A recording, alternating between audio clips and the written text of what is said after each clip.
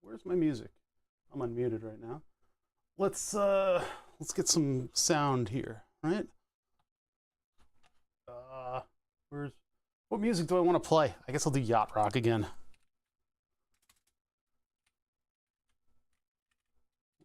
Rock, Yacht Rock. There we go. We'll do this mix again.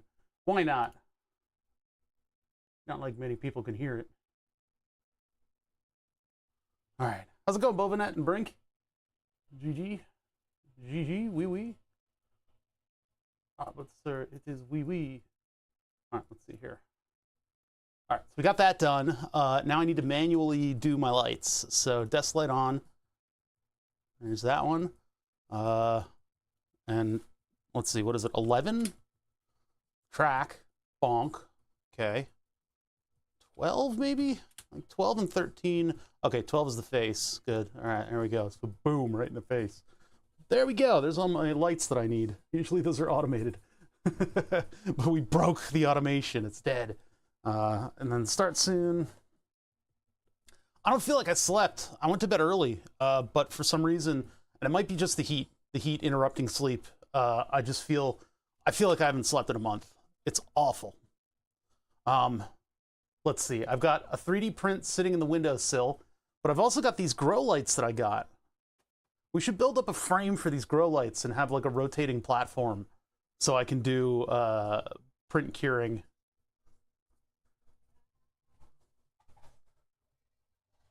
Here, let me go get the print. I can show off the thing that I printed. It's totally useless, but it's what these printers, what people use these for their perverted machinations.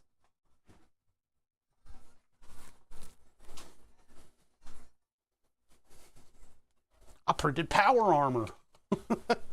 Grow some oregano. You know, I'm using that like the booth, the Creality booth for the 3D printer, not growing plants. I was thinking about doing that, but oh well. Oh, and then now I need to actually turn on the desk light. Which one is that? Is that 13? Lucky number 13? Nope, 13 and 14 aren't it. 15. There it is. Oh no, that's the desk light. That was the wrong one. 16. Yeah. 14? Oh, that went to 148, which is now dead. I think 13 and 14 are the mill. 17? These are IP addresses for the various light switches that I have here. The switches that I have that are attached to lights. I broke the base. I thought I could take it off before it cured, but yeah, well, this is the Exo-1 Power Armor. It's all I could find. I couldn't find many good models that I wanted to print, so.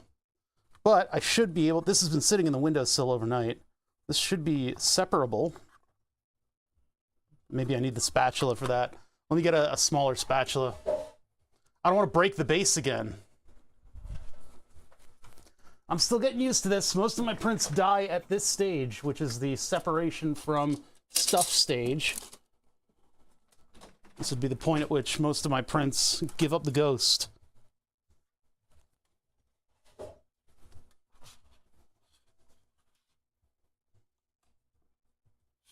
Why does everything seem to be out of focus? It's like this is horrifically out of focus, and yet my hands look okay. No, my hands are out of focus. Okay. That's a little better. Jeez. It's just hard to see any detail on the print. I'm not sure this is fully cured. Oh yeah, these are much better at going shallow. Wow, did you let go already? Jeez. Yeah, it's still pretty soft. I don't know what eventually happens with this. I guess I probably have to bathe this in acetone. Put this over by the printer.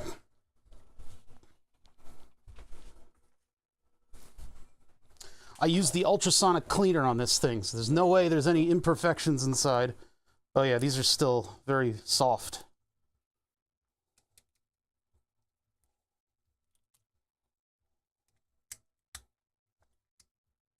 And these are like permanent. Ugh. Oh yeah, that's breaking the rest of it. Okay. Well, that's clear. Clear how that's going to work. Hard to see detail on a semi-transparent object. Yeah. I mean, I could hit it with a little spray paint, but I want to make sure it's cured first.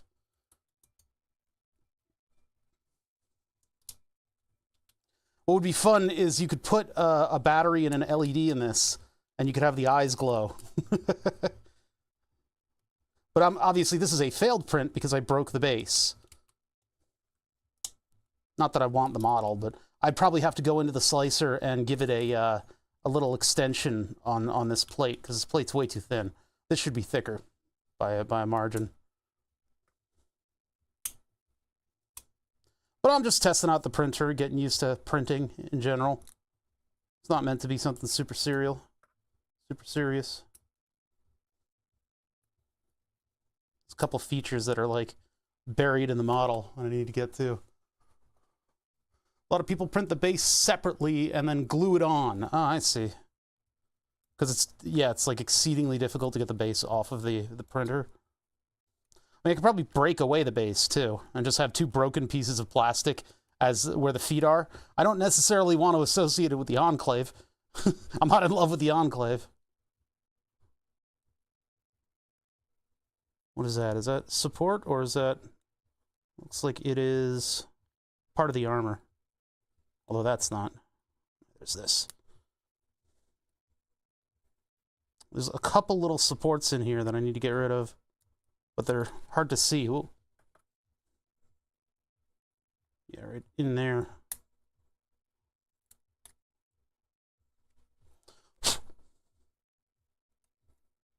There we go. Is that a support, or is that part of the... No, it looks like it's a support. Or is that the pauldron? It might be the pauldron. Yeah. I think I got him. Yeah, it looks like a support, but it's actually the internal pieces of the armor.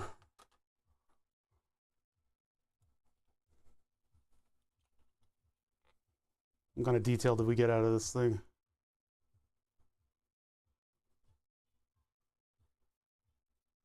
It is very hard to see detail on a clear model, isn't it? Oh, there's a little piece.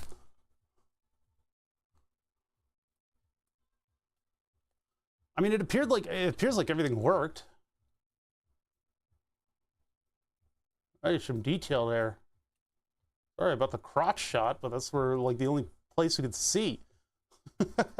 It's funny, the resolution of the actual model is coming through on this. Like if those were curved, those would look curved, but because of the resolution of the polygons of the model, it looks like it's lower resolution than what my printer can handle. But this thing is not cured. Oh, I'm scratching the plastic. Yeah, I scratched it up. Yeah, it's still very malleable. I wonder if I take the UV light to this, if it'll heat up. We can see it all get warm and stuff. I think that's a thin support right there. There's another one like back here. Watch the head pop off. Is that neck in there? Pretty crazy. If I were a crazy model builder, I would probably go through this with a knife and really clean it up, because there's a lot of detail on it. Give you an idea of the scale. It's like I arbitrarily scaled it. I didn't try to make it a particular size. But I think all the details from the 3D model are definitely in this thing. It is pretty soft. It's a little bit pliable in some area. Let's see what happens on thermals when I hit it with ultraviolet. A little bit of the ultraviolet. I bought this ridiculous UV beast. It makes you double tap the power button in order to turn this thing on.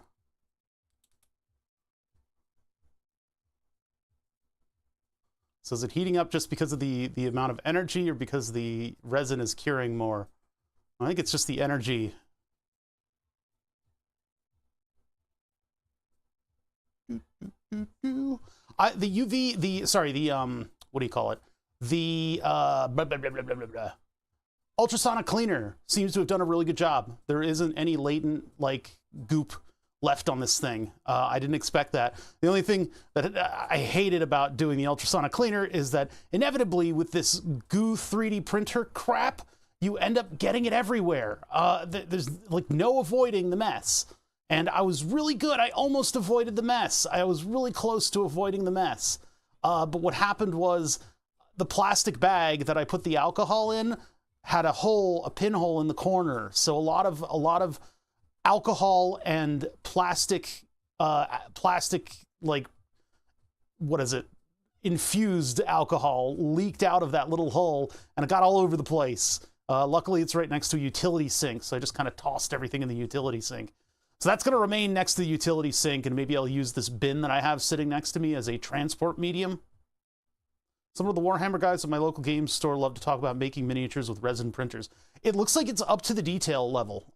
This is a fairly undetailed model. Like if you look at the model itself, I think I still have it open. Hold on. This light's going to stay on because it's no longer automated. We're going to try to automate it today. And I very carefully said try. Oh, it's not open right now. Okay, I don't have the slicer open. I don't have the model to show you guys. Never mind. I thought I saw Lychee on my stuff, but I sent it from my other computer. It is hard to see the details on the clear plastic, but it has a lot of detail, and it has so much detail that I can see the missing detail from the polygons. The base, unfortunately, did not survive, so I could just break it away. That way we don't have Enclave branding all over this thing. There we go. Good enough. Pretty cool. And that was like, what, my third print? Well, it's my second successful print, seeing as all of the, what do you call it? All the detail testers broke. But this is like very brittle plastic. It's got a really nice clarity to it, though. So I think one of the next things that I want to print on it is going to be, look at how clear that is. Wow. So that might mean the clarity that I'm seeing here versus the clarity on this plate that's a little variable, and I don't know why this is so good looking. Why is this so clear? Back to the microscope. That's something to I guess, okay, flat surfaces that are the top layer are clear. That is worth noting, because that's clear enough that if I have a screen with text behind it, I'll be able to see that text. You can see the lines of the desk reach it. So if I have a little OLED screen, I can make a cover for it with this. So that's going to be kind of neat. And even still, this is just like a little bit shaded. That texture is coming from the plate itself. I don't exactly have a piece of glass that I can print on top of, but if I did, I could make some pretty clear screen covers. So for my keyboard, I need that. That's what I need for the keyboard project. I do not need a translucent power armor, although if tempted, I could.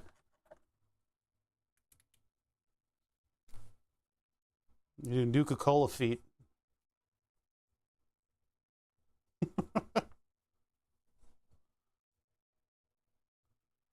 But yeah, I mean, that's detailed enough. You could do some Warhammer stuff with, for sure. You even fool them into thinking that it was genuine.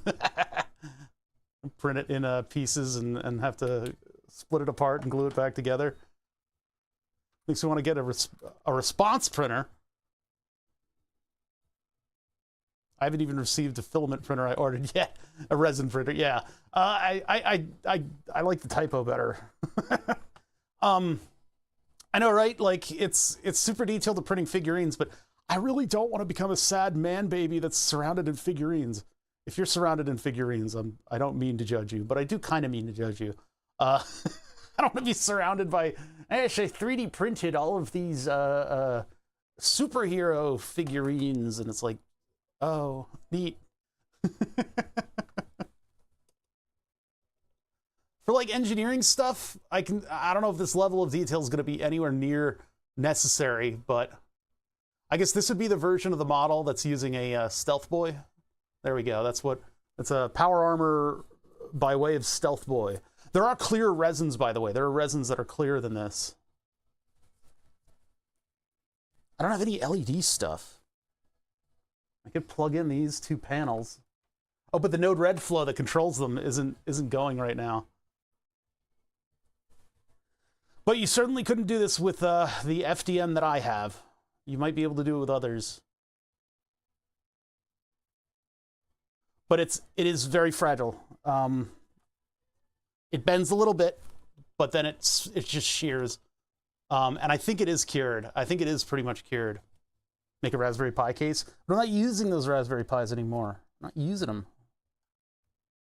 Like here's part of the base of the thing, and it bends a little, but then it'll shear. So this thin, it's prone to bending, a little thicker, and it tends to be it's about as strong as your CD cases, if anyone's that old. That's not that old. You can still find CD cases. But yeah, it's not disk drive, like floppy disk strong. It's CD case strong. Pop.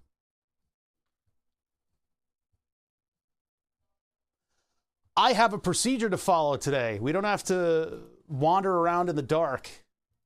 And hopefully this will allow us to install Node-RED in a jail, and then we'll move the flows over. Can you add pigments to the resin? I believe you can. Somebody told me I believe in Discord that they were adding pigments to the resin. And I would like to find like a dark, like a smoked pigment. Let's take a look for that. I don't know how it affects the chemistry. Others would know better than I do. I'm very much an amateur at this stuff. Resin dye. Epoxy resin pigment, 16 colors, translucent. HT epoxy resin pigment, 16 colors, non-toxic. So that would be epoxy resin. I don't know about ultraviolet. My question is going to be how I get ultraviolet activating pigments in order to do a UV printer. I'm kind of scared about that one. I don't know how to do that with the Brother printer that I bought. Or do I never do that and I just keep it the way it is? I do have some glow-in-the-dark pigments. I could have tried using one of those. But I would like to get like a smoked look out of some of the prints, because then you could, like if you do RC car bodies or just cars in general, you can have smoked windows instead of clear windows. Although clear windows, that has some charm to it. So maybe I don't fuck around with pigments yet. That sounds like a Pandora's box of messed up areas in my shop. Why? Why are you so positive about the bread that I ate? I made 2 shrimp po' boys because we had these fried shrimps from an Italian place, and I made the best approximation that I could of a po' boy. I do have an airbrush. We could become a giant man baby channel. I could put up some tarps and we could do some airbrushing. But I didn't put LEDs behind this. I would need to like split the model and then make a pocket for an LED, and you could do like a nuclear like seams kind of thing back there, and you could make the eyes glow. That'd be really cool. You got to be careful with pigments too. If you don't get specific kinds, that'll reduce the toughness of the build. I think toughness is the last thing that we're getting out of this. This stuff it just folds. This is the, whose resin is this? Hold on. I can answer that question if I go into my order history dangerously on this computer. My orders. Let's scroll past all the Merkins that I bought. That's a lot. That is a lot of Merkins. That's a whole page of, I'm sorry, that's a whole page of Merkins that I ordered. Here we go. I got Anycubic 3D printer resin, 405 NM SLA UV cure. I'll just open up the page. We'll just scroll past the Merkins. Okay, right there. This stuff. Anycubic 3D printer, 405 SLA, curing resin with high precision, quick curing, excellent fluidity. And I've eaten some of this, so you know it's good. It's delicious. It's not delicious. It tends to reek a little bit less than some of the other ones. What are Merkins? It's a pubic wig. So you can be sanitary, but you can also definitely flaunt your whatever. Yeah, see, there's the high clear if you really, really want super duper duper clarity. But I got the regular old clear.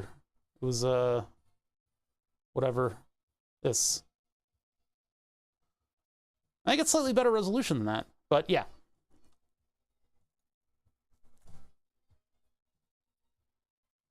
Pretty cool.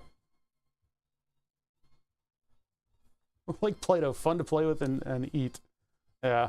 I've seen videos where people tried adding their own pigments and reduce it to a point where the bills would fall apart trying to take it off the platform. Oh, yeah. You know, I'd be one to go get food coloring and try that. This looks a little weird. What's going on there? Hold on a second.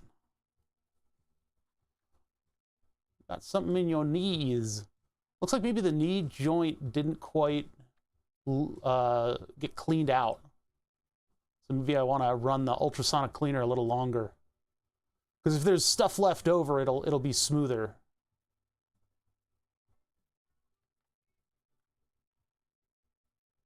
Or is it hollow in there? Is there liquid? I guess I can't tell.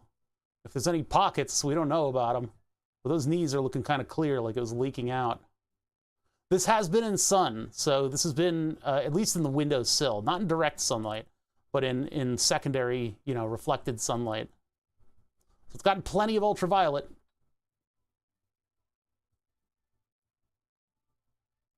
Pretty incredible amount of detail. I feel like I could stick my tweezers in there and pop the head off.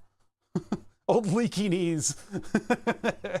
Ever since the war, I got leaky knees. My knees is leaking.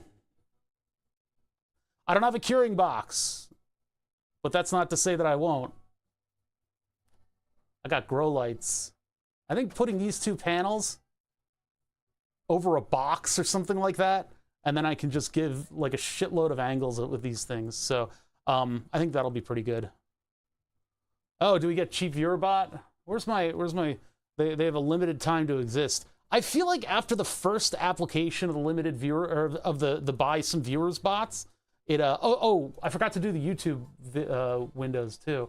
Oh, we got two. That's very interesting, Ben. The accounts are probably already toast. Like, I don't understand how they do that. It's got it. The account probably has to be dead by now. All right, let's see here. So what I need to do is I need to go to my VOD channel, but not with my account. I need to do it without my account.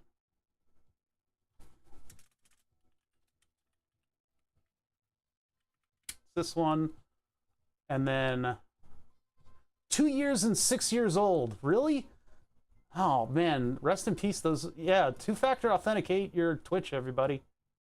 I'm so sorry, VOD watchers. I haven't been able to upload anything for a little while. I needed a break. I needed a break, and I'm taking a break. All right, so now that's open. Mute it, and then I pop this chat out. Oh, nobody said anything on YouTube anyway. The overall reception of the VOD channel has been as lukewarm as I predicted it would be. If it's more like room temperature. It's like nothing happened. I didn't expect it to be hot fire. I didn't expect the channel to pop off necessarily, but I would have been happy if it did. There's a couple views that have a couple videos rather, that have a lot of views for being a 5-hour video, but I don't expect people to tolerate me for that long unless I'm live. Those of you VOD watchers, I'm very happy to have you guys. But I mean, it's like a video per day that's 5 hours long. No bueno. So those are there for me to go back and edit later, and they're there for posterity's sake. So in that vein, I'm not going to kill myself in order to get them all up. If that channel was hot fire, I would be making like, what is it? I would be making way for that, and I'd be like, I need to hire a babysitter for the dog because I need to upload stuff all day. But that's not the case. So if I was looking to make like $100,000 off of that channel, that would be amazing, and I would be hiring people left and right to supplement all of the work that would need to be done. But that's not something that you know, we're nowhere near in view of something like that, unless something culturally pops off and I'm in the epicenter of it.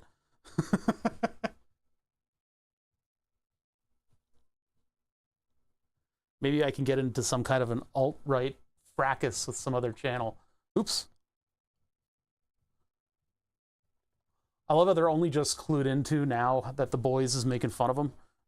There's all these people are getting all teary-eyed over the fact that a TV show is making fun of how stupid they are, and they didn't see it for 4 seasons of the show.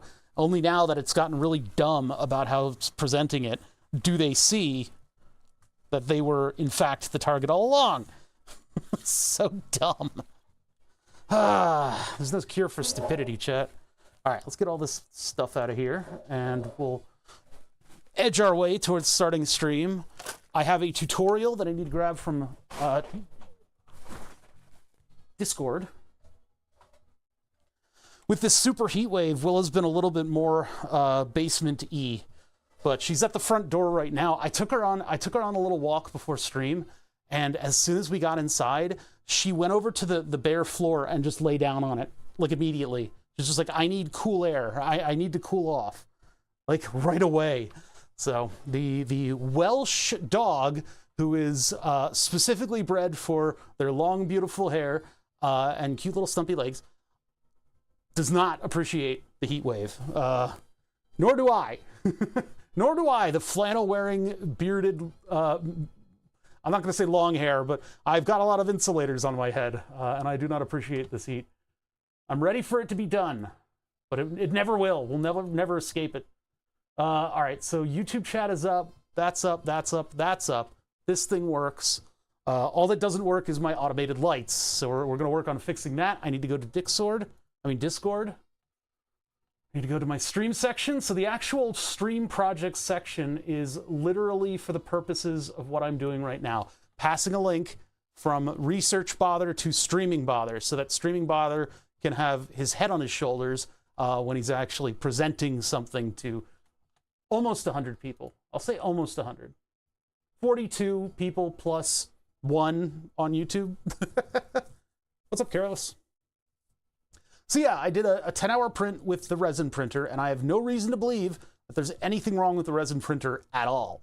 This print turned out incredibly detailed. I did an XO1 power armor that was standing on an enclave symbol, although I probably should have cut out the base, is what people were saying. Cut out the base, do all the supports, and maybe print it on an island, but then glue it back down onto a different base. This took way less than 10 hours, actually. Actually, this was 5 hours. Sorry, 5-hour print. It said it was 5 hours. I didn't look at the timing on it. I think it was probably like 4 something, just because this printer is extraordinarily fast, is apparently its claim to fame. It's the Saturn III from Elegoo. Just got back from the doctor. What a waste of time.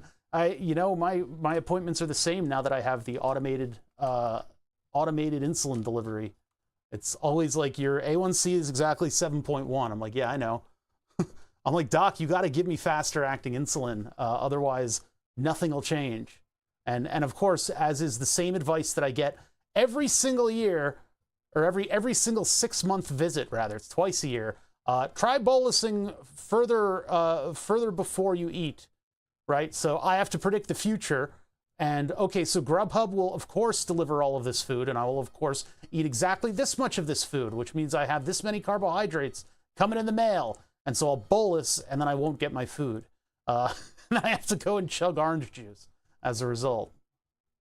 Pretty good detail on this thing. I mean, the printer is detailed enough that the undetailed model, you can see that the model is a little bit polygonal. Boom, boom, boom, boom, boom, boom, doo-doo. This has a very soft texture to it. It seems like it's it's a little harder. Excuse me, sorry, I'm hiccuping. I made a shrimp po' boy for lunch, which required chopping a lot of very fine ingredients, but it was very good. But it is destroying me blood glucose wise. Anyway, so this feels like almost like rubber. It's like just a little bit harder than like a very hard rubber, like an eraser. Not really, no, eraser's too soft. I don't know where to put it on the hardness scale, actually. But it does feel just a little bit rubbery. I don't know if that means that it needs more curing, or if it needs, I don't know, something else. I don't know. But I would like to eventually make like a booth with a turntable. I don't know what we'd print, to be honest. I really don't know what would actually be printed on a system like that. engineering wise, I mean, I can make screen covers now. That would be kind of cool. I can cover up a screen so that it won't get, you know, dashed and bashed. Nobody expects that to be super duper. The diaper's got a weird texture to it. I don't know what else I could do. I could print out cosplay parts. So I could actually have one of those giant stilted 7-foot tall power armors to get into. Stomp my way around a convention. Knock over somebody's table by accident. I don't know if resin printers are particularly skilled at doing that. Short durometer. I don't have a reference for that. I don't know what that feels like. All the clear resin I use yellows after a couple days. I mean, we'll see how this thing does. Yeah, like a summer tire in the winter. Not like a summer tire in the summer or a winter tire in the summer. Winter tire in the summer is very, very soft.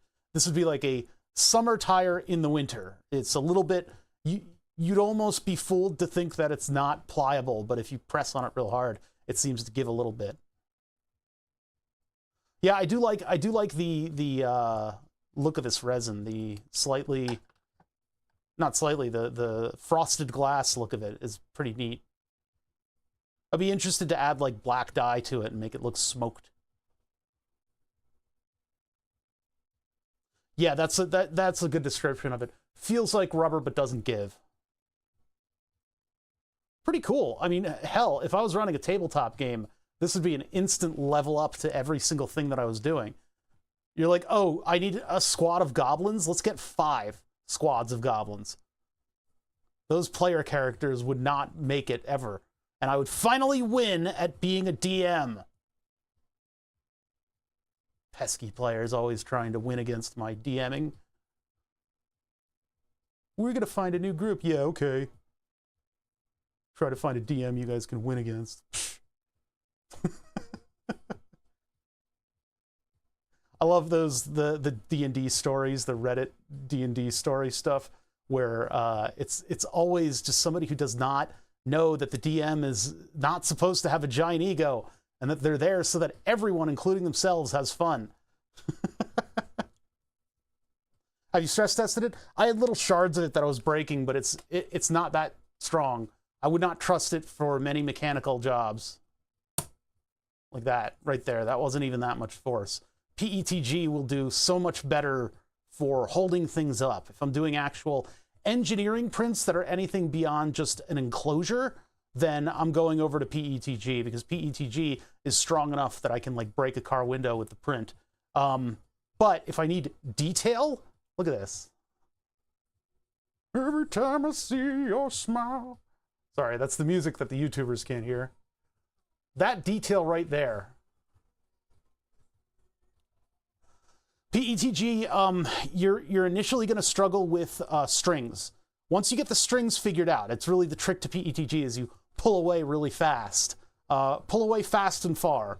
And then you've got to get that pressure back in the nozzle in order to keep printing. So once you figure all that out, PETG is a wonderful engineering solution in terms of strength. Hold on, I got to activate this light. Forgetting, not in love anymore. Where is the... There it is.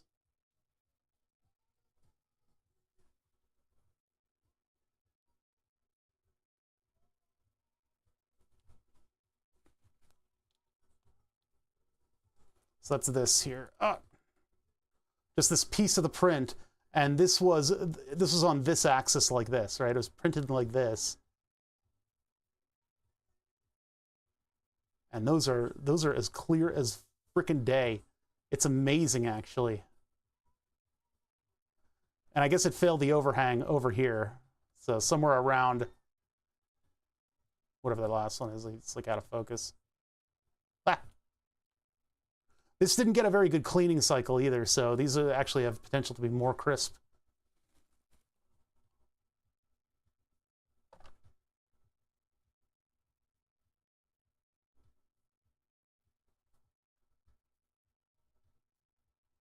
God, it really exemplifies how crusty my fingers are. Isn't PLA stronger than PETG? I'm not certain about that. PETG flexes a lot. But apart from that, I'm not sure. That PLA is way weaker than PETG. Wait, what are you talking about? Because PETG prints very, very hot. And it can produce shiny prints. You can get a nice shine on it. But it will, yeah, it flexes a little bit more. And it's more sterile, and it doesn't smell at all. It's the soda bottle plastic. So if you treat it right, it'll be very, very strong indeed. Is that a support? No, that's actually part of the power armor. Okay. I believe this was made from game files. That is a support, though. Hold on, let's get that. Solid. You subscribe, and I go into a frenzy. Solid Electronics, thank you for subscribing for 21 months. Fartbox, let's go. Yeah, we got to set up for the Fartbox, though. In order to install the Twitch API plugin, we need to have Node-RED version 14, and I had Node-RED version, like, I don't know, wet fart, so I needed to reinstall, and while we're at it, we might as well move my entire Node-RED setup to the file server, instead of just some random Raspberry Pi sitting around. See, look at that, I just scratched it. See, that scratch would take all the way through the painting, too. Balls. Node-RED. I know, we struggled with upgrading Node-RED, and it turns out that just wiping the floor clean and starting over is the best way to perform these things. PLA is strong up to 35C. CNC Kitchen, PLA usually is higher strength than PETG. I don't see how that's the case. Maybe their settings weren't exactly right. From my understanding, PLA is way weaker than PETG. Unfortunately, I can't put PETG parts inside of the chamber of the resin printer because they become brittle. Like, I'm pretty sure the exact opposite is true. It's shocking to hear, and it's strange that there's always sort of the opposite opinion. It's weird. The stock Raspberry Pi OS has changed a lot since Stretch. Yeah. So I hear. Well, we're going to be running Raspberry Pi on Burn the Subs just because I need all that computational power in order to run Python, because I'm dumb and I don't want to program in any other language. We've got a lot of Python, a lot of lines of Python that need to be run. Do we have any tuber commenters? Or no, the tubies are fine. They're just on their own. Okay, so there's all that stuff. Still a Debian flavor, not that much different. I guess I'm gonna learn the foibles of it when we do Burn the Subs programming, which is coming up. I mean, that's coming up. If I cannot continue to suffer setbacks like last stream. Last stream was a wipe. I wish I could just delete that whole stream. Although it is good to show the struggle sometimes, where you have 60 people watching you trying to upgrade something in, something that, I don't know. I guess everybody has a different personal journey in this life. And when you do stuff in Linux, it sure does feel like it, because you're like, okay, this tutorial seems okay. Oh, but it's not exactly what I want to do, so I'm gonna have to take bits from this tutorial.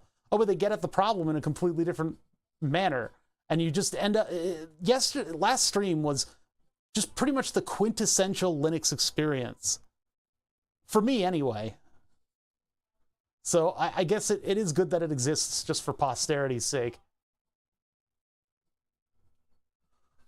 Yeah, this power armor is the classic Enclave Fallout 2 armor. I don't think Exo-1 was in Fallout 1, but this would be the similar to what Horrigan wears. Boss of the game. Should never sent that second tutorial. That Node-RED installer was useless. Node 20, not Node-RED. I have no idea what any of it means. Linux is great until you have to troubleshoot it. Oh boy, you need like ancient knowledge, I guess. Ancient indecipherable knowledge, which is not what this show's about. That's okay. We're gonna start in jail, and while in jail, we can make some toilet hooch of our own design, and then we can get Node running on the file server, which is a bit more of a permanent kind of running thing, and it'll give my file server a couple things to spend some cycles on instead of just sitting idle all day. I don't even store my streams on the file server. Like, I don't have a lot of figurines to print out. I don't know. This is shockingly good. I don't want to turn into like a figurine painting channel, but that would be kind of fun. How old is the TrueNAS FreeNAS you have at the moment? A year or two ago, I went through the trouble of getting it over to TrueNAS. We'll find out when we get in there. By the way, I have gotten messages of concerned people about me showing things like my IP address online and stuff like that, like the SSID name of my network. We're safe. We're safe here. I've got protections up for all that stuff. As much as I say we're safe, I'm probably completely vulnerable, but showing the internal network stuff, it's tucked away. It's not something that could be infiltrated with the secret keys that you might see on screen today. However, if we do get to the point where I have to do a secret key for the Twitch API, I'll be careful not to show it. And if I do show it, I'll just issue a new one and, you know, deactivate the old one. Yeah, I think my TrueNAS is not too old that it'll require a complete system overhaul. I might have to update it though. All right, yeah, are they BSD or Docker jails? Jesus Christ. This is going to be scary. Yeah, apparently jail. I don't know what all that means. Don't ask me. I have no idea what I'm doing. I don't have the blue laser. Do you have the green laser? Wait a minute. Where's the green laser? Believe.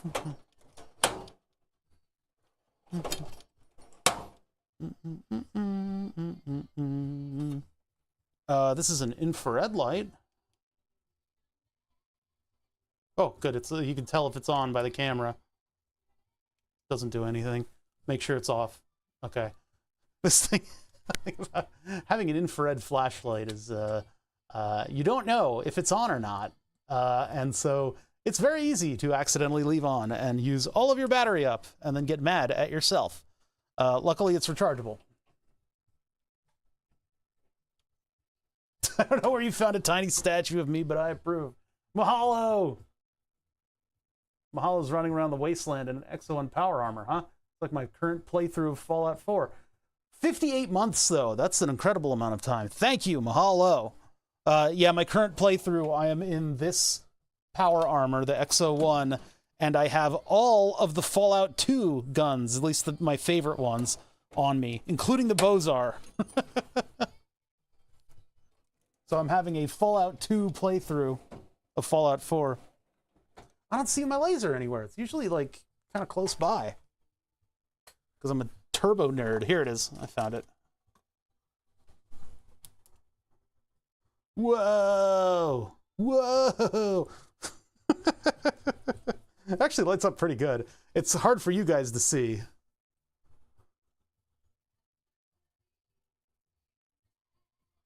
That doesn't help. It looks cool in person. Add that radioactive glow to everything. I was saying, like, you put LEDs inside of it, and then it would, you'd paint over all the stuff you don't want to light up. So if I put a green LED in it, I could have green eyes and then have, like, seams in the back where the fusion core goes.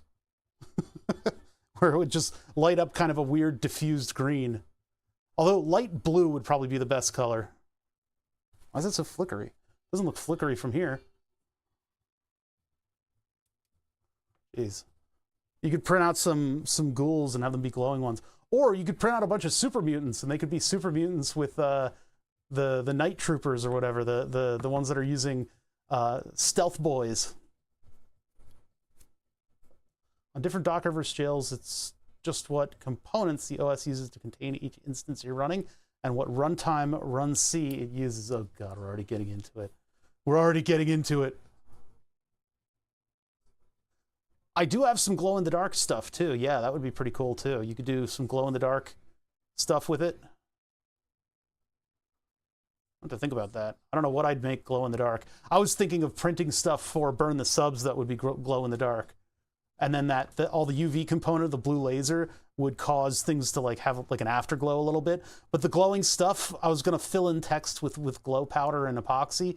But it just doesn't, the glow stuff isn't good. It isn't good. It doesn't really glow that much. I don't know how they get other stuff to glow in the dark so well. And then Burn the Subs, one iteration of Burn the Subs that we could possibly maybe one day bring into fruition would be using the Galvo motors, using the Galvo, like I have ancient Galvo motors. They're from like the 70s. Actually, they're from the 80s. But Galvo motors with an Arduino, because back when I got these Galvo motors, I was like, cool, I can make a laser show. And then I was like, oh, the board to run them is $8,000. But that was back in the the late 90s, early 2000s. Nowadays, we have Arduinos, so it's possible that I could use Gerbil or something of that nature to do two-dimensional, I don't know what we're animating with these days in 2 dimensions. I wonder if there could be like an Adobe, like a Flash plugin or something like that to animate stuff. But I mean, either way, using the Galvo motors, you could do a blue laser and it could hit a glow-in-the-dark painted wall so that if somebody subscribes, it can do a big old graphic and then that'll fade away. I like the temporary nature of it because then I don't have to maintain a board. I don't have to archive a board.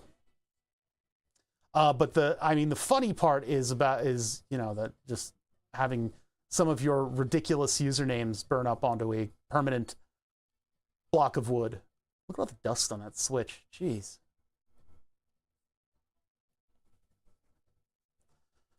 Well, 3D printer aside, I guess it should be probably time to start. That was a very awkwardly structured sentence. That came out of my brain. That was my brain doing that. It's hard to see on the gray background. I need kind of a more bold background when showing stuff like this.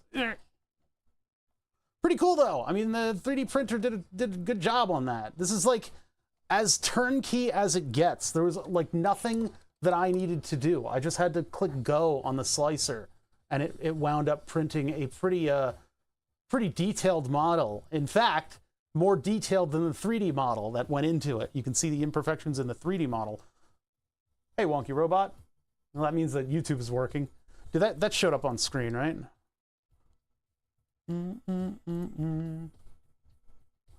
Human after all. Okay, I'm getting the music out of here. Unironic corporate rock. Yeah, so anyway, pause the music. The 3D printer sure can print out a model, can't it? Not that I needed to. I mostly really want to use it for engineering stuff, but we did get, the detail, like the torture test printed out almost 100%. What is lacking still is my ability to finish parts and properly remove them from the printer. Hit it with some UV. You get a little bit of detail up there, huh? But yeah, so this thing still feels kind of rubberized. It almost feels like rubberized plastic, and it will shear very easily on thinner stuff. So I'm gonna, have to work on some of my my finishing abilities. One of them might actually be using these plant growing panels that totally failed me with my pepper seeds this year. Maybe I could put these up and just have a disco showroom where I can drop the 3D printer plate in the other room by the utility sink. I have the sonic cleaner out by the utility sink, and it worked perfectly to clean off all of the little gloopy, bullshitty things that get stuck on the model, except by the knees for some reason. You can see how clear those knees are, and that's because there was still liquid resin flowing out of some kind of a structure there. Look more at the difference between PLA and PETG. There's a lot of conflicting information. What's clear is that PLA is far more brittle and far less environmentally resistant than PETG. You still don't want to leave them in UV, but yeah. Most real-world tests were printed with parts seem to show PLA was stronger. That's weird, because my whole operation is PETG, and you do kind of need to make sacrifices in order to print good PETG. You really need to spend the time to eliminate stringing and get that pressure in the nozzle so that everything's printing happily. And then, of course, testing the temperatures. You need to print a bunch of temperature towers because you don't know where your sweet spot is for it. It gets shiny. It prints typically matte, but then if you tweak the temperature just right, you get a nice shiny print out of it. And somewhere in there is going to be the strongest layer adhesion. And then from there, any of your problems can be solved by turning up the heat. It's amazing stuff. It's a lot of fun to print it with, versus PLA, which I only printed a little bit of. We mainly use PETG for engineering parts. We use PLA more for prototyping. Interesting, interesting. So yeah, I had not ever heard of the controversy. Everybody just came to me with the opinion that PETG was super strong, but it turns out that is under question, and it depends on some specifics of how you define strong. This stuff is not strong. This stuff is about as strong as a CD case. That's sort of the CD case is slightly weaker than this, but it's about the same. So you got to be kind of careful with small details on things like this. Like if this had a flag or something that like a flag pole sticking up from it, the Saturn III could handle that, but it would be a very brittle pole indeed. And there are apparently like hot curing and some strength related resins that'll get you there if you really need it to. But I would rather just get a $20 spool of PETG and use that. So both printers have their places in the shop. We have the failed synthesizer behind it. I am reading up. I bought the book. I'm drinking my own Kool-Aid, chat. I am drinking my own Kool-Aid. Yeah,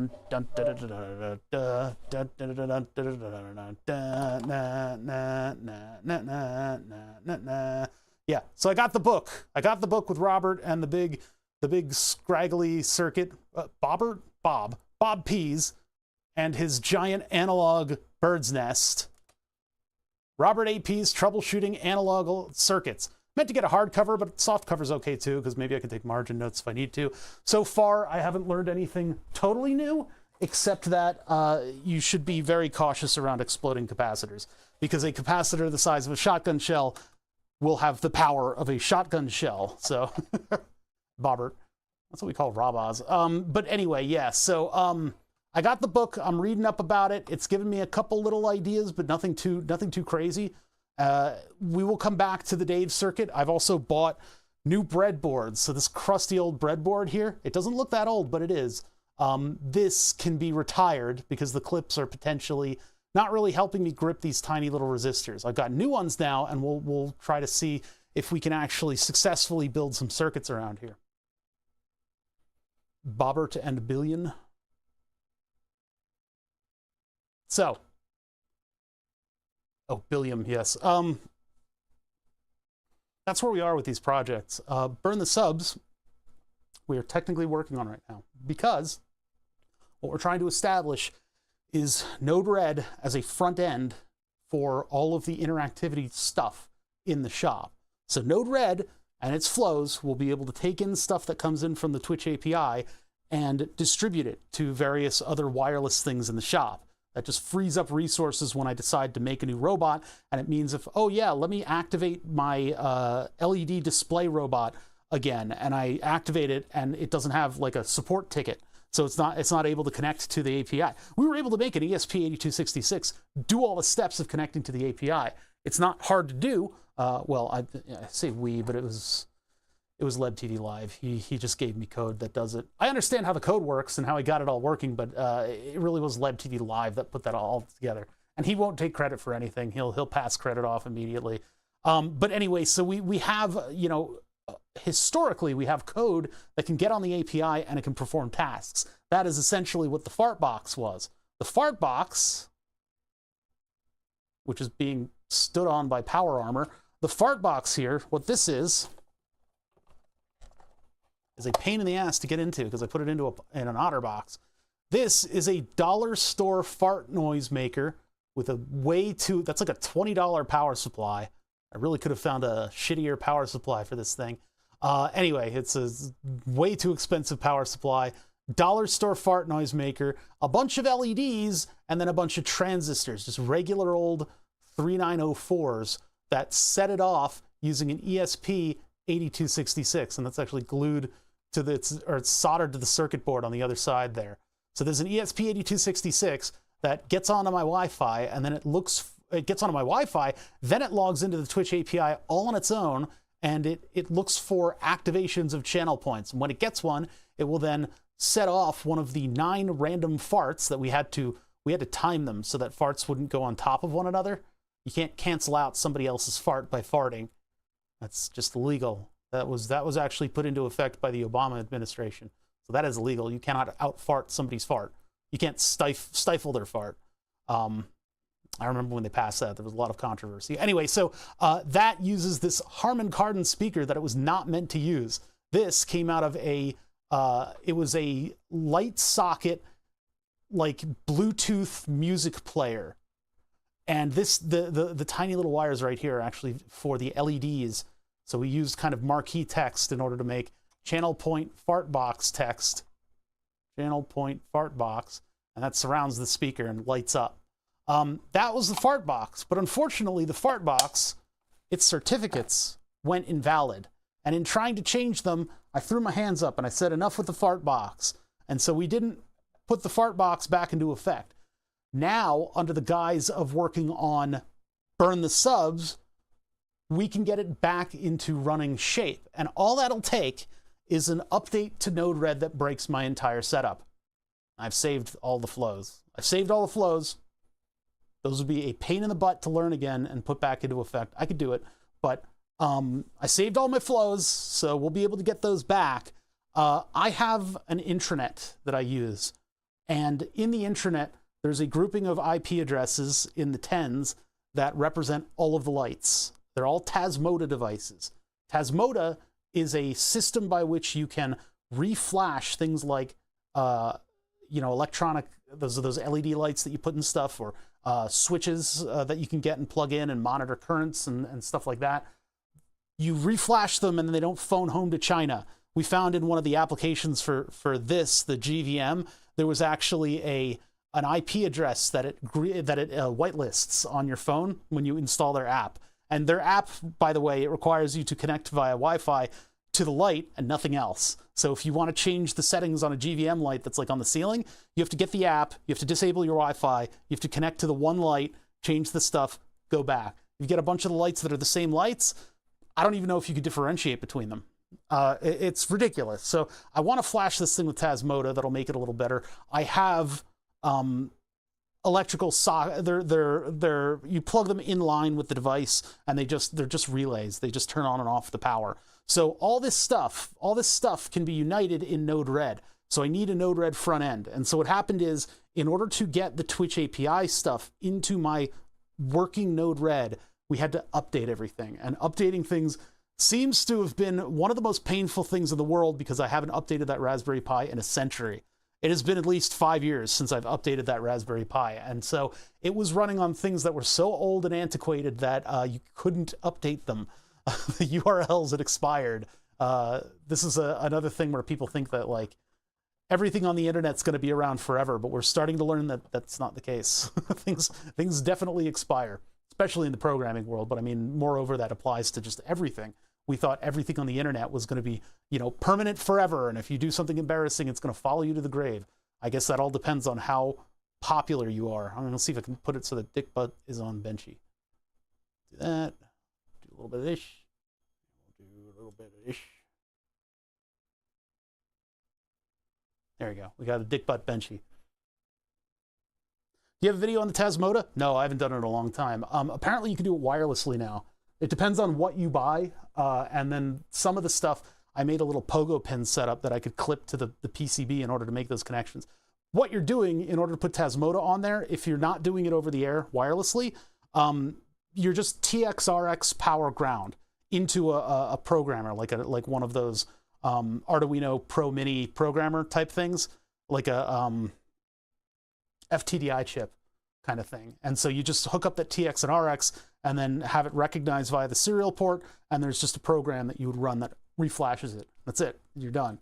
You can go into that light and assign it an IP and stuff in order to control it with whatever you want. You can use some of those other home automation things, but I like Node-RED because it's not meant for I like Node-RED because it's not meant for home automation. I gotta talk slower. I'm sorry, guys. I get into ADHD is a nightmare. It's a nightmare. I at the speed that I'm thinking of stuff, I'm talking about it, and at a blah, blah, blah, blah, like it's way too fast. I gotta slow down.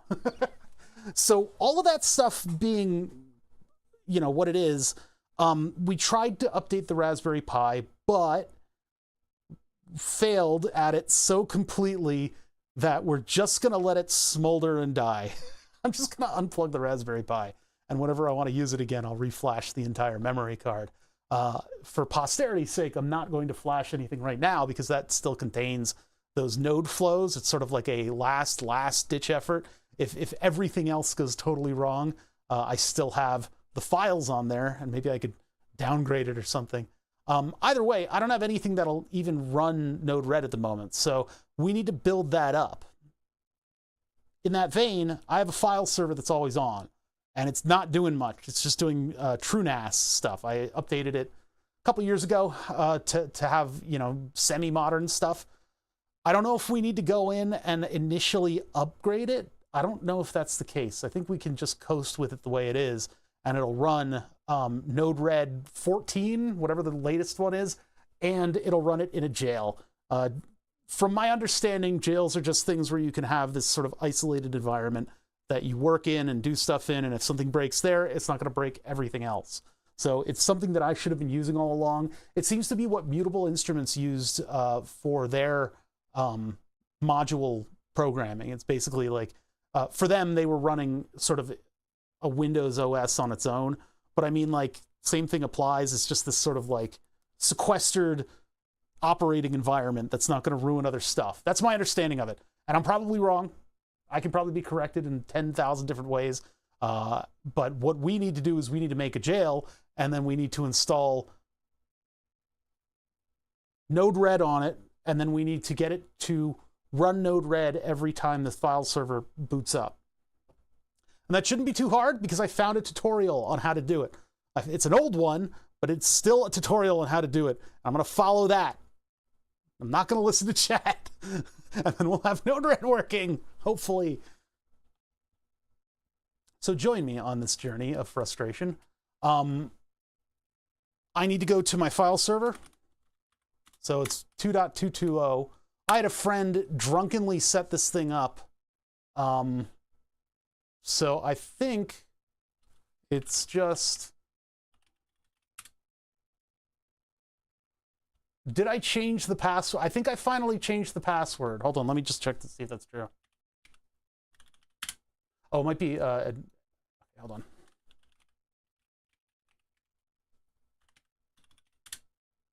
Okay, now I need to check the credentials. No, it's not admin, but it's worse. It used to be admin balls. He was so blasé about setting passwords that he set it to be balls. And he didn't explain a single thing he was doing to me. Part of why the show is the way it is because I've had somebody help me set stuff up and not tell me a single goddamn detail about what they're doing. And then when it came time for me to, like, be the little baby bird pushed out of the nest, I had no idea what I was doing. So let me go check to see what my credentials are on this one. I don't remember. You guys aren't going to be able to see it because it seems like I used something more secure than balls. But I do know that I wrote it down. Not wrote it down, but I have it. Which you're not supposed to do. You're not supposed to be writing down passwords.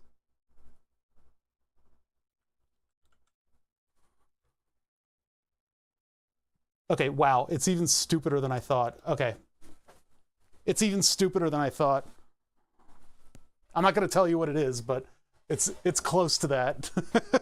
It's close to what you guys are guessing.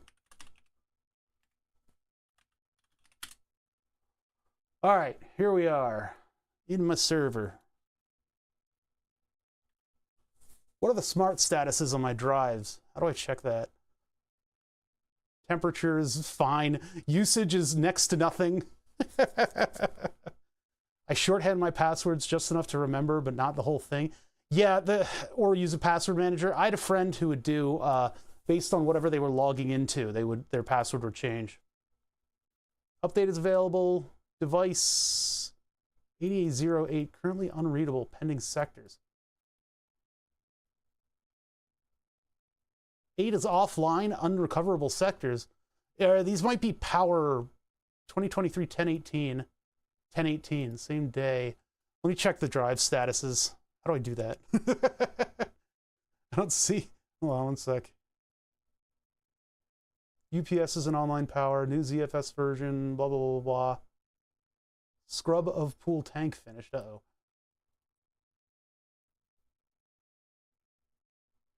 Their password would change in a predictable manner, or it would be a different random password? No, it would change in a predictable manner. It would do like secret thing, and then like work computer or something like that. Work PC. One thing that I would like to happen here is that I check the drive statuses and do an alert, like have a smart bulb go red if there's problem. If there is a problem. Oh yeah, this is supposed to be like this whole slick view, yeah, like this. So my pool with tank, I have 3 disks, only 4 terabytes, 36% usage is nice. I think one of my drives is having trouble. It might only be 3 drives. I thought I did 4, but I did have email notifications, but I think Google changed some of their permissions, so I didn't know how to go further for that. I'm doing this all myself, and I don't know what I'm doing. I'm so sorry. Rob Haas knows more about this stuff than I do. Pool status, online. Okay, so we're okay. I got my 3 drives. I do have another 6 terabyte drive that I would like to throw at this thing, but I need to figure out which one is the 4 terabyte one and swap it out so that the next video drive is 4, and then the 6s are all, so the file server is all 6 terabytes. That'll give me a little bit more space as I move into editing video. I have a Samsung Pass that gives third encryption, so name, password, and the Samsung Pass key. We used to have that, and I actually took a picture in the toilet. How illegal can I get? I took a picture of my secure ID in the toilet of the FBI's technical center. No lie, I still have the photo. It was all 4s. I had all 4s on the secure key. But like taking a photo of the key, taking a photo in a bathroom, taking a photo in a secured FBI facility, pooping on company time. Being caught with my hand, taking a picture of me without pants on. My hand was in the photo. But yeah, we have those on our badges, the little secure ID things. Statute of limitations. It's been over 10 years, maybe. All right, anyway, so this is my pool. There are many like it, but this one's mine. I should probably name these. Just so I know which one's which, because I have no idea which one is which. I've got 3, 4, I think it's 2 4 terabytes and 1 6 terabyte in here. The picture gets leaked by the NSA. It was a cool picture. I had all 4s on my little ID thing. We need to set up a jail. How do I do that? Jails. This thing is old. I haven't used this in 10 years. I don't know why. It's still there, the Plex jail. Actually, no, the Plex jail is recent. That's just where I have all my media. Maybe it's a good time to update to TrueNAS Scale. What is Scale? I don't know what that is.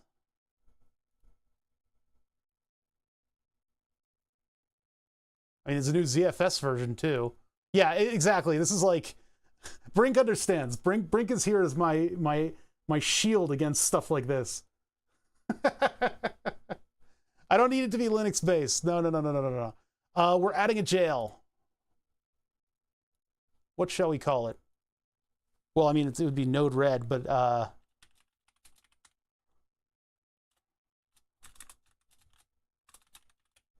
I'll call it shop just in case I need more jails. You guys have to understand, like, I need this to be as close to a Macintosh as possible, as jailed off from my influences as you can get. I know that, like, there's some powerful tools in here, but, like, you don't just hand an electric drill to a baby. Like, I take pictures of stuff I probably shouldn't be in active data centers, like, all day. It's a little different when you're not even supposed to have a camera on your phone going into these facilities. Although I guess now they sell iPhones that don't have cameras on them, which is, they look weird, but they exist. Okay, there we go. Sorry, I had burger grease all over. Jail type. Yeah, a default. Release. 12 point, sure. Yeah, why not? Hey, I don't think I need to go into advanced jail creation. DHCP. Yeah, I think I need that. Default interface. I think auto. Wait, no. No. I'll assign that from the router. I'll assign that from the router because I don't want it to. Everything else is assigned from the router. Everything is configured that way. So.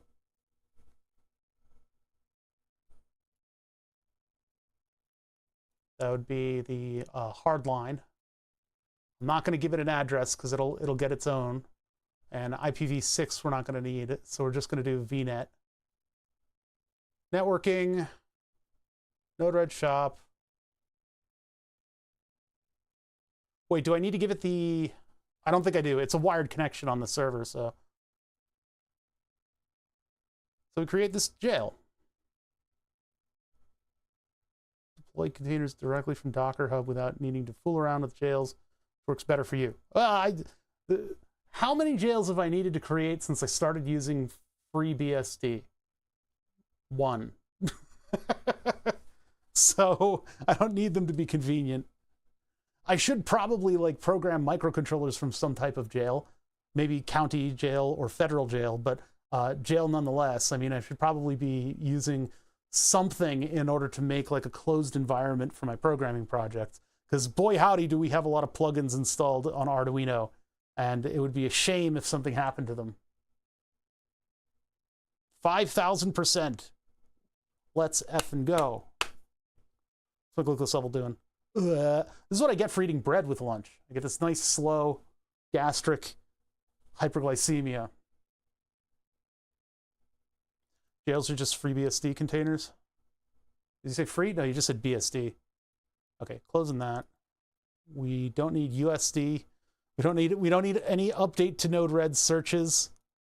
We don't need GitHub. I need that, and I don't need my old Node-RED. Okay. Now, where was that? Oh yeah, it's here. So this is the tutorial that I found, and it's somebody just sharing their steps. Hello, in case it is helpful, yes, Lias Miguel, this is in fact extraordinarily helpful for somebody like me. I've installed Node-RED successfully with the following commands. So we need to do this. And then I guess I'll need to go into there with PuTTY. And then I'll do the IP configuration aside, so that you guys don't.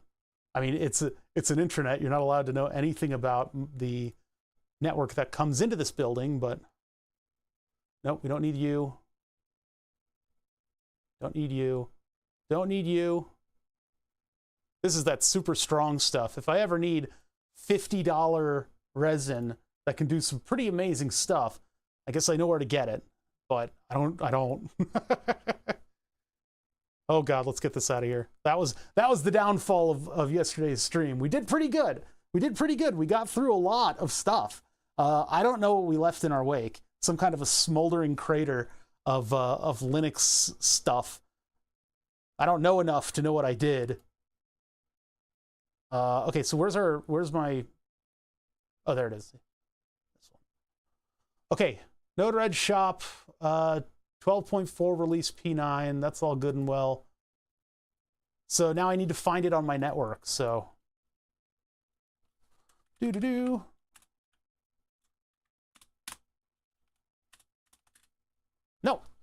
That's my face light. You guys don't get to see this. I almost thought about commenting on the typo that I put. Oh, it's not started yet? Ugh, I just forget about that stuff.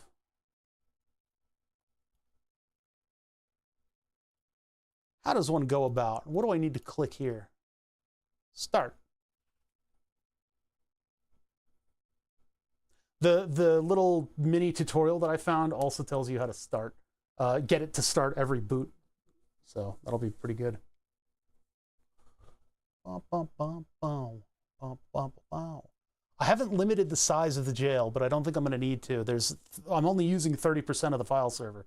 When I start editing video, I'm afraid that that's going to balloon out of control. I don't know what to do about that. Editing video is like so much. Maybe I need to take it on a project by project basis and just destroy all the assets that I've created. Are TrueNAS scaled in a VM and passed through a SAS controller? I don't know what any of that fucking stuff is. I know VM, a friend of mine really wanted me to use VM because he's very familiar with it, but I don't know a goddamn thing. I'm not an IT person, you know? I know more than one should about microcontrollers, but this stuff straight over the head. And it's a deep world of crazy things. But anyway, okay, so we've got our thingamajig running.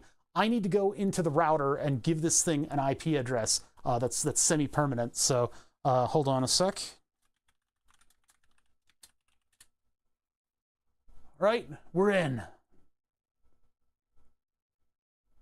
Sad as fancy SATA. I just don't. The only problem is if we permanently assign it, it might require a LAN restart. That might not be the case, but it might also be the case. So I'm just going to find it on here first.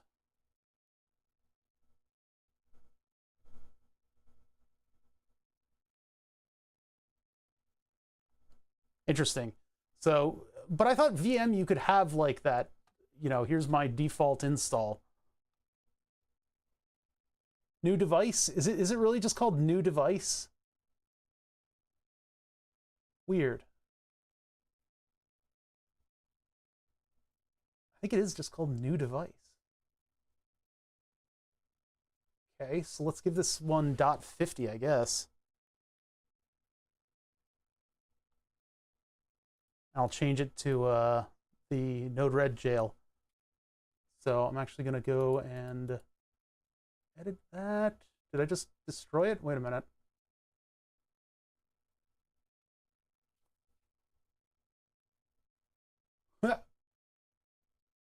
Oh yeah, I think I destroyed something that I shouldn't have. Because I actually need to look at who's connected. Hold on. HTTP server. I think I just booted it off. Whoops-a-daisy. I hit the wrong button. Let's see. That's WinServe. Something called Amazon. Don't know what that is. Burn the Subs actually still has a. Let's see. Oh, new device is back. So I can now rename it to Node Jail. The other one's called Plex Jail, so I'll just call it Node Jail. And then give it the IP address. Oh, I can't change it here. That's right. Okay. Wait, device, Gigabyte Technology. Oh, it's got a different MAC address. That might not be the jail. The jail should be called. Well, hold on. Let's just see network map, and then I'll go to clients, desktop, Lighthouse, Plex jail.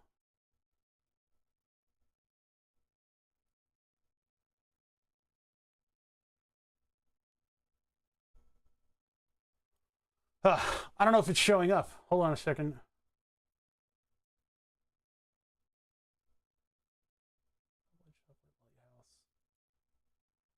Deslate, Tracklight, desktop. Ba, ba, ba, ba, ba. Oh god, there's a whole nother page that I didn't see.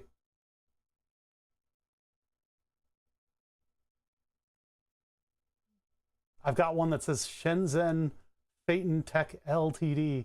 What the heck? Jill will tell you what its current IP is. Oh, okay. All right. Let me check that then. Oh yeah, here it is. Okay, cool. So yeah, it's got that. So now I know what it is. So I'm going to go take a look at it over here and see if it's actually represented in the clients list.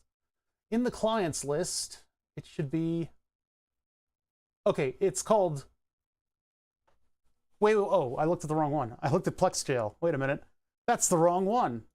That's the one I was able to see. Okay, NA, none. Okay, yeah, so it doesn't have anything. Update.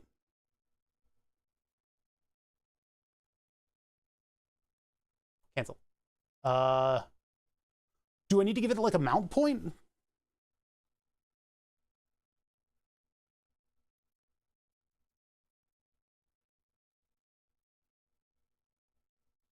No. Let's go back. All right, so why isn't it being given an IP address?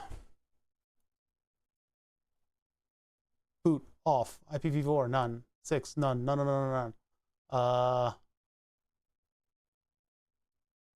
Restart. Restart it and see what happens. Maybe updating it. Maybe I just need to go into shell. PlexJail is being given an IP address. This one is not. For some reason. Maybe I set up the network wrong. I'll have to look at the settings on the PlexJail and see what that has. To click edit and specify an address in there. I might. That might be the way that it needs to go.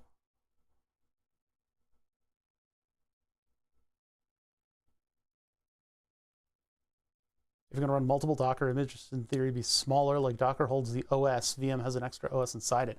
Oh, so that's a little, yeah, that's a different topology to what you would expect. I thought the whole point of the VMs is that it's a totally, walled garden for you to operate in. And that's sort of because if you do something that messes up the OS, it won't affect another thing. I'm sure they're smarter people than any of us, so I'm sure it is resilient to that. Edit. Berkeley what? Packet filter. I set that. I set that to V0, unless it's already GL properties, set host name, network properties, VNet, bridge 0, Node-RED shop. Okay, let me check to see what the PlexJail is set up as. So I'm going to look into that and just see what I set for that. I don't remember what tutorial I was following for the PlexJail.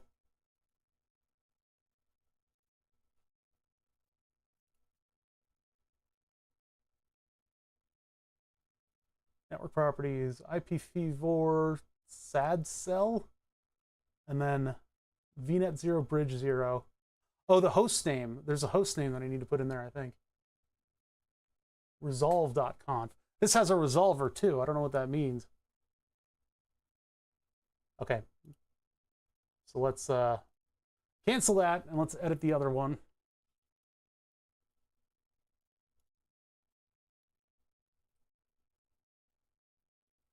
And we do on the network properties. Oh no, this is all set the way it was.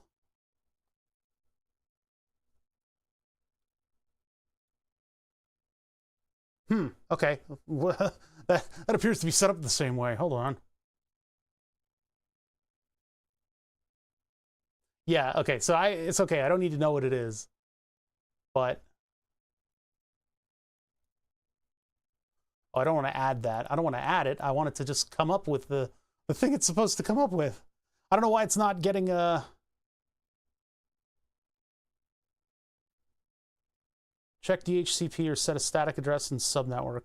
Well, so the static... I thought I was setting the static address from the router, like I did with all the other stuff. But it's not getting an initial IP address. I needed to get an initial IP address so that my router sees it and I can reassign it. But apparently this is not... And these are the same settings that are in the other jail. Oh, I won't get it unless DHCP is checked. So let's do that. I'm not really good with this networking stuff. I don't know why none of it ever sticks in my head.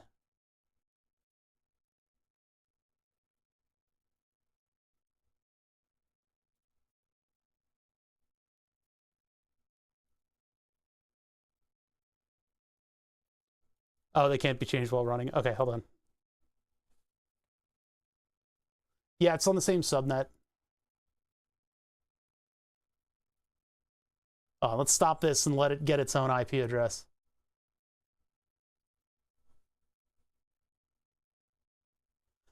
So I need this to be the same IP every time so that I know how to get into it, and we can point stuff at it and point stuff from it. So stop that, edit it. Let's let it get its own DHCP address. Just let it auto do.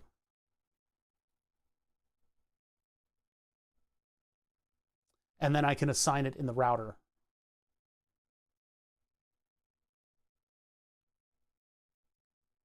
So start that up. This is just setting up our own little walled environment where we can't harm things outside of this little environment where packets trickle in and trickle out. Starting yob. Right. And then I've chosen to control that DHCP from my router. So anything shouting out going, hey, what's around? It goes, hey, what's your IP address? Oh, you're this. And then when my router breaks, I will lose that and be completely headless. I have it written down somewhere, but VM more secures, any hacks only affect it. Docker hacks could possibly affect the host OS. So you just choose your poison there. All right, so now this should probably be getting all of the DHCP information that it needs. Yep, it does, 207. So 207, I'm going to reassign to like 50 or something like that. Oh yeah, that's this window. I have too many windows open.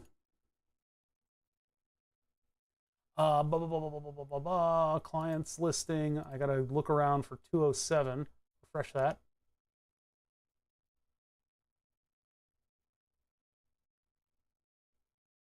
Or I can make it 222, actually. I think 222 should be the actual assigned IP. I'll just check to see that nobody else has that.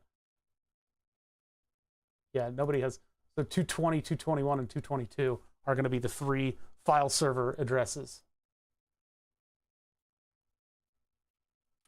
222, MAC and IP address binding, block internet address. No, why that? Okay, cool. So now that's going to change to 2222. Chat disconnected and reconnected. I don't know about Twitch. I don't know if Twitch is clocking it at all. Please wait while we try to reconnect you. Successfully connected. We can test, see if chat's running. You guys can see me, right? Everything seems to indicate that I am streaming still, and that didn't totally destroy everything. But I'm not seeing chat move at all.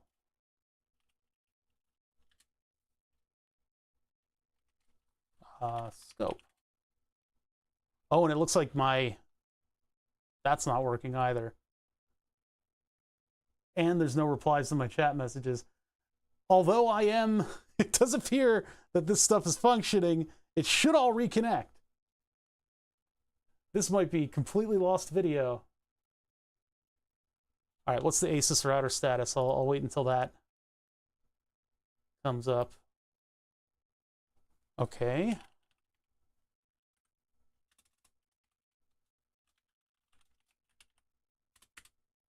Oops. I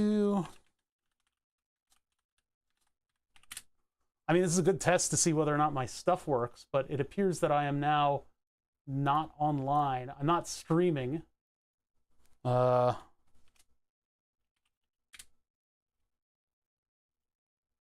funny. So what if I refresh this page?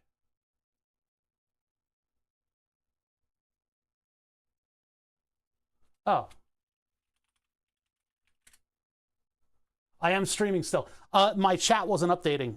I had no indicator. I had to reload the page. That was the first step. The second step was going to be to see if I could load my own stream and if it was coming up with that. If you can read this, it's broken. So you guys are back. I think YouTube chat is back, but I don't want to test it. It said successfully connected. So Twitch is still streaming. That didn't glitch. My chats froze. You can say that all you want into chat. You can say, don't worry, oh bother. But I can't read it if my chat isn't updating. I had to refresh the page. And eventually the chat page over here actually did update. Forsen, please turn it off and back on. Yeah. And when I did the scope command, I didn't see any reply from it, which is hilarious. So yeah, there were a couple Fs, and then I'm back. Your router got mad. It restarts itself when you assign a new IP address. It's really convenient like that. I don't run those. I got to get more like administrator style stuff instead of consumer, more IT style. Stream blipped for a second, but then came right back. It's designed to do that. I don't know if YouTube is working. Let me open that up right now. Oh bother VOD. Let's open that up and see if there are any chat messages over there. No, there goes. Okay, it appears that I am still streaming. Muted, and then there are no new chat messages. Okay, cool. I think we're back up. That was really annoying. Oops, sorry. This one. Why is it 207? Wait a minute. Let's restart it, and it'll probably get assigned its IP address. Now that the router is restarted. The problem is, when something like that happens, like when the router resets, it messes up all of my Tasmota devices. And I don't know how to fix that. You need to reboot all the Tasmota devices, and then they seem to kind of like fix themselves. But for a time, they will be completely inaccessible. I don't know how to fix that. I don't know what fixes that. I don't think it's an error, but it's just something to do with everything coming up on the network at once. Like if there's a power outage, build yourself an OpenSense router. I probably have the hardware. I've got my old motherboard sitting in the back, and that was a not unpowerful motherboard. It probably has enough, chops to be a router. It's a mini ITX too, so it would definitely fit in a router-shaped box. It appears to still have the same IP address, 207. Oop, crap! I gotta type in this extremely secure password.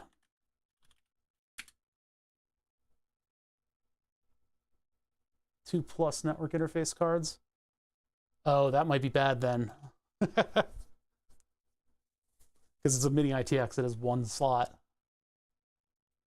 Node-RED shop 207, even though I told my router that it was supposed to be 222. Its MAC address doesn't change between instances, does it? We'll use it as 207 for the time being, and I'll deal with this stuff later. So what is it? The next thing I do is I log in with PuTTY, right? I need to make it a new thing inside of WinSCP.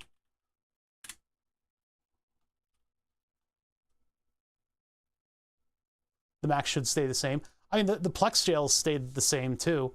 It's just the router didn't assign this properly, and I don't want to mess with it again. I don't want to, poke the bear. New tab, and we're adding a new one. So it's going to be. Oh, I don't want to edit. New site. Host name, and this one's going to be Node jail. We're going to Node jail. What's the default? TrueNAS default jail. ID PW.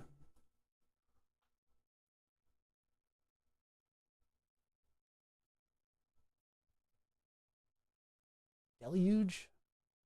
All right, let's see what the person did, the tutorial person. They just went straight in. So do we not need a username and IP? I think there's a default though. From what I understand, I should have kept the tutorial for the Plex jail. That would have given me more detail. Yeah, I just tried restarting, and it didn't get a new IP. It got 207, in spite of the fact that I set it in the router. Node-RED shop. Administer jails by connecting the host. Moving into the jail from what? I don't know what that means. Oh, I guess I can move into the using shell. So shell moves me into this. Okay, so this is where I'm operating. It would have been more fun to be able to log into it with a WinSCP, but oh well. Close. So when we work on the jail stuff, I need to go into the host this way. I got to remember that because that's not going to be my initial instinct. My initial instinct is going to be to open up WinSCP. Maybe I should make a specific one that says, "Don't do this, bother." Jails are over there. We got to go to prison. Okay, so we need to run update and upgrade, right? So I need to follow my tutorial and not listen to chat. Sorry, chat. So I'm going to grab this and bring it over here. And hopefully this will succeed, although this is from FreeNAS 11. What are we on? TrueNAS. So who knows? Anyway, chat can squirm while I do this. Yeah, use SSH to connect to TrueNAS and then switch to the jail. I wouldn't know quite how to do that. I've done some crazy shit like that. I know my file server has... Oh no, that was the HP one. Did I move the card over to there? I don't think I did. I've got that like $100 card that lets you log into your console like this from anywhere. And I don't think I plugged it into the new one because the guy who set up my file server convinced me that I needed it. And it turns out I don't need a goddamn thing from my file server externally. I don't. I just don't ever need to get into the console from any kind of an external location. So that was a waste of $100 for that fucking card. Anyway, PKG update. The package management tool is not yet installed in your system. Do you wish to fetch and install it now? Y. T equals. Y as in why would I do that? Oh, but it's doing it anyway. Package update. Wait. A pre-built version of package could not be found for your system. Consider changing packages site or installing it from ports. Oh, Jesus Christ. Are we going to run into this again where this thing is like too old and we're all of our stuff is going to not work properly? Because this seems to think that FreeBSD is the way to go.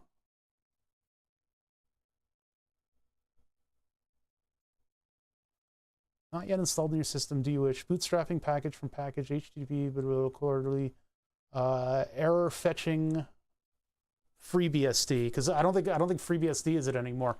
Why this thing would be FreeBSD and not... Maybe we need to update our NAS core. TrueNAS core copyright 2022. I mean, that's recent enough.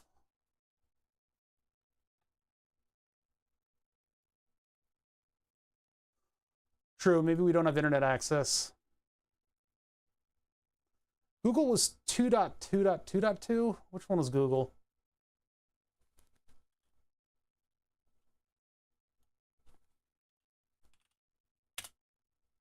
.888, okay.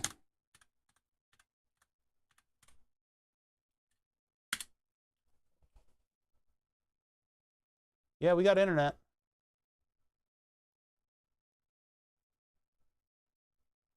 That's a beastly slow. That is not a fast connection.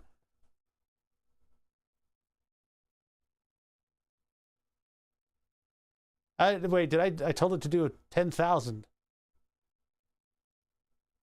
Can I control C this, or it's a different thing in this console? That doesn't do it. Please stop pinging it. It is control C in this. Okay. Oh, there we go. So, I mean, we have internet connection. So then I need some kind of a package updater, but my sources are not good.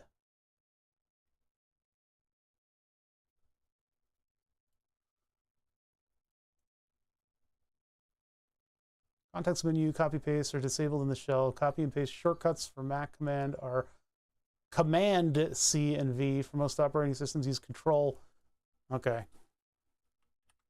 Control C, of course, does that, but I don't know which button is Command. So, okay, so package site. Google it. That doesn't help. Well, we need to give it a place to draw from, and I guess freebsd.org is not quite working. Quarterly latest. And so I'm tempted to think that maybe I need to update TrueNAS to its latest version, and that'll come with the proper thing. Question is, what does that take out? That takes out my Plex, and it takes out my server, my file server, if it needs to reboot, which is not that big of a deal. I can get back into that. I can get back into the WinShare. The Windows Share, which we're not using, that's why I'm not automatically recording the stream to the file server, because shit like this. So this goes on the local drive, and then eventually I'll move it over to not the file server. All of my old streams are on hard drives. They're just sitting on hard drives. They're not on a backed up NAS. All my projects, however, are on that, but we're not working on that stuff right now. So let's see. How do I update TrueNAS? Let's see here. Log out, restart, shutdown. I'm looking in the menus here. Task Manager.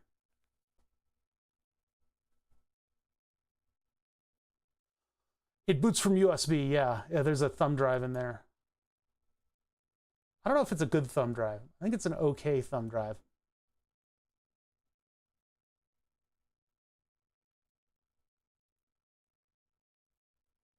Let's see, what do I need to do here? Shutdown scripts, reporting, virtual machines, blah, blah, blah, blah, blah, shell. I could do shell and then package, yeah. Package bootstrap-f. Go back into the, back into jail.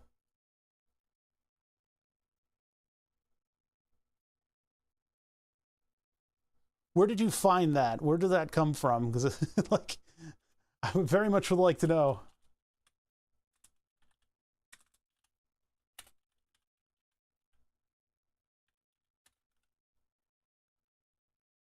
It's a TrueNAS solved package database version error after upgrading jail from 12 to 13. Aha. Upgraded from 12 to 13 release. Things have worked. I get the jail successfully upgraded from 12 to 13. After that, jail run package J JID update, which works fine. However, running that one errors out with warning, database version 36 is newer than blah, blah, blah, as version 35, still compatible, etc., etc. Insert or ignore. And then the solution, package bootstrap F, followed by PKG upgrade.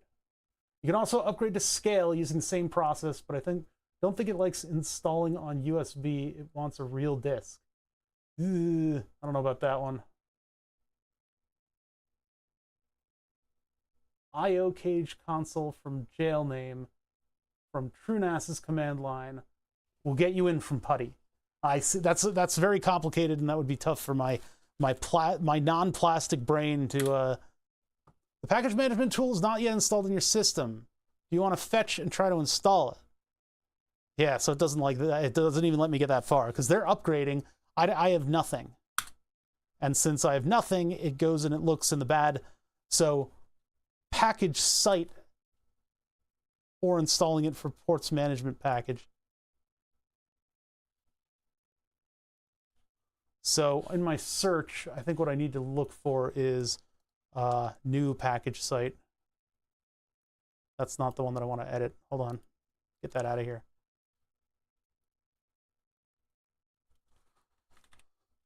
New package site.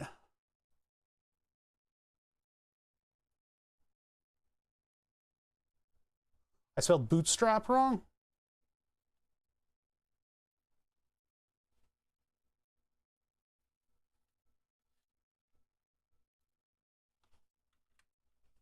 Bootstrap. Bootstrap. Package management tool is not yet installed. Same error. It's the PKG part of the thing that it's having trouble with. When it goes, it says, oh, there's, what now? Okay, fine, still wrong. Bootstrap.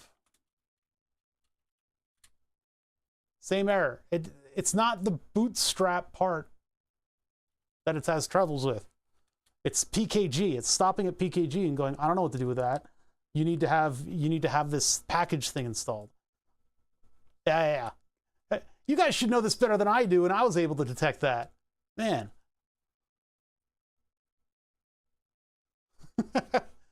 It doesn't know what to do with that command. The forum post has the right stuff, but that's not the same problem because it doesn't know what to do with that command. And it says, oh, you need to install the package, the thing that's going to open up packages, right? Or the thing that's going to update and upgrade. So I don't know what to tell you, boss. Whereas the other one said, hey, update that. And it says, oh, I know what to do with that. You know, I know what to do with that command. So what is this? Package site extract. This is something else.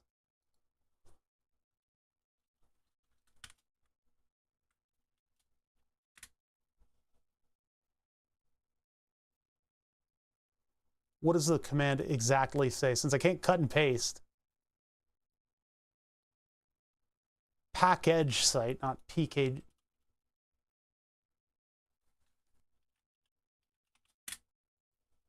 Package site help. Root blah blah blah blah blah. Yep, that's the here we are. Where the instructions were presented did work. Maybe it was that fault of a different version of BOD. After persevering, I got the following messages. Setnev package site. Package install package. The package management tool is not installed. Yes. Bootstrapping package from that site. Please wait. Error fetching blah blah blah not found. And so the code, what is this one? What is this one? Tier 2 support package sets. Setnev package site. Package FreeBSD latest.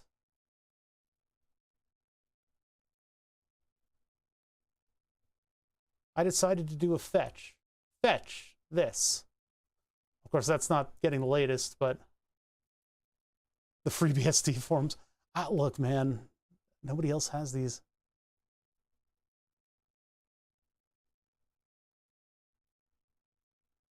ARM v6 quarterly. Configuration of any release version, regardless of its architecture. It's unable to locate packages for the simple reason that you are on a tier 2 architecture, not a tier 1. There's no rule that states packages for tier... What the fuck? I don't know what's going on. All right. I don't know what to set it to. So my understanding is that PKG expects to be directed to etc package freebsd.conf, and mine contains this stuff. Status, all versions and architectures have the same ports tree, and thus the same quarterly branches, but note that it might take a couple days for the build servers to build the packages. Because of this, a tier 2, there's no guarantee this actually does it in a timely manner. What the fuck? Quit being such a tier 2 architecture. I have to play the... What the hell? Oh man, this is a lot to just throw somebody into.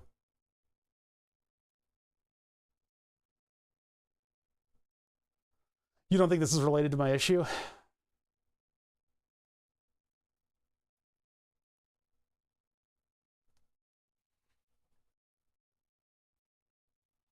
Well, I mean, but it does contain a way to fix it, right? AMD 64 quarterly. Package from PKG, HDB, PKD, FreeBSD, FreeBSD 12, AM64 quarterly.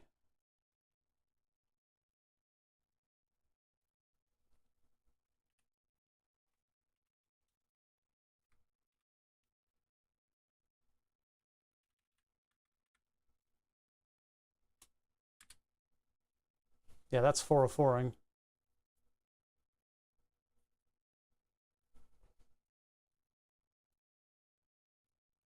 FreeBSD 11 AM6 latest. So what do I need to do? I mean, it's like, okay, let's just, what I already have, Why am I going to google.com? You just hit that. That gets me nothing. All right.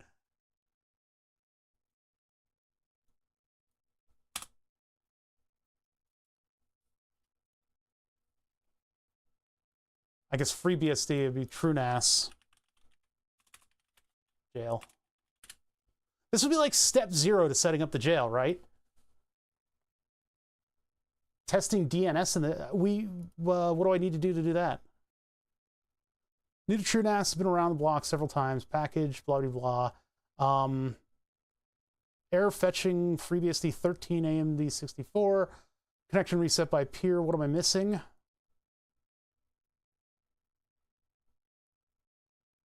Default gateway and DNS statically. That's probably what was missing. So this is exactly what Brink is saying.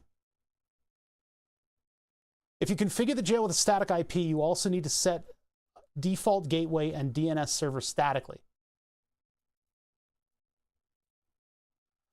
So it's still a configuration issue with the thing. So if I do this, like NSLOOKUP Google, it's not going to find it. DHCP would have, but it appears like it didn't. Yeah, I don't need this here. Let's go back to jails. Yeah, that command didn't exist. I think we're on the right track though, because this is still not the right IP address. That should be .2222. Yeah, this is what do you call it? What is this OS called again? BSD? It's not Linux. It's much more hardcore, I guess. Moreover, it's the free version. TrueNAS is based on BSD. All right, well, we need to get that specific.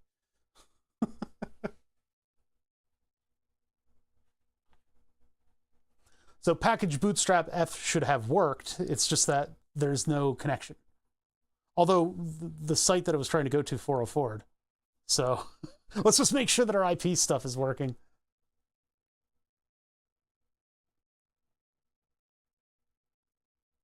I'll probably have to go back into the server and take a look at that. Let me get into there. Yeah, because it's still 207. So I'll go back to the server. Take a look at the client list. Actually, wait, I need to go in through LAN.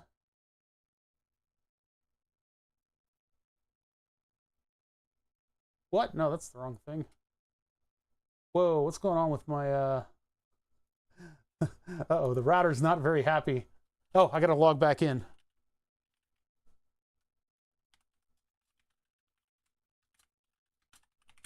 Okay, back into the router. Yeah, it might be. Although I didn't have this much trouble with Plex. Plex didn't give me this much grief. So let's find .207. Oh, 2222 is already taken up by my fan for some reason.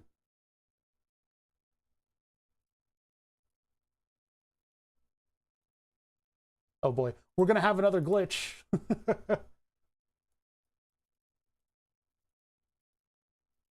I guess I can't reassign that yet. But I can add. So 2220, oh, I changed something that okay, that was something else then. So, all right, this one's going to have to be, well, I'm going to have to delete the, okay, so I'm going to have to delete one and then add two. So the one NM7 is going to be my fan. PlexJail is 221. And so now I'm going to find Node jail. Node-RED shop. That's different. That was the old one. Shop light, desktop, face light, pixel 6, blah, blah, blah, blah. FridgePi. Desk light. Stand light. Funny, it's not finding the one that I'm looking for.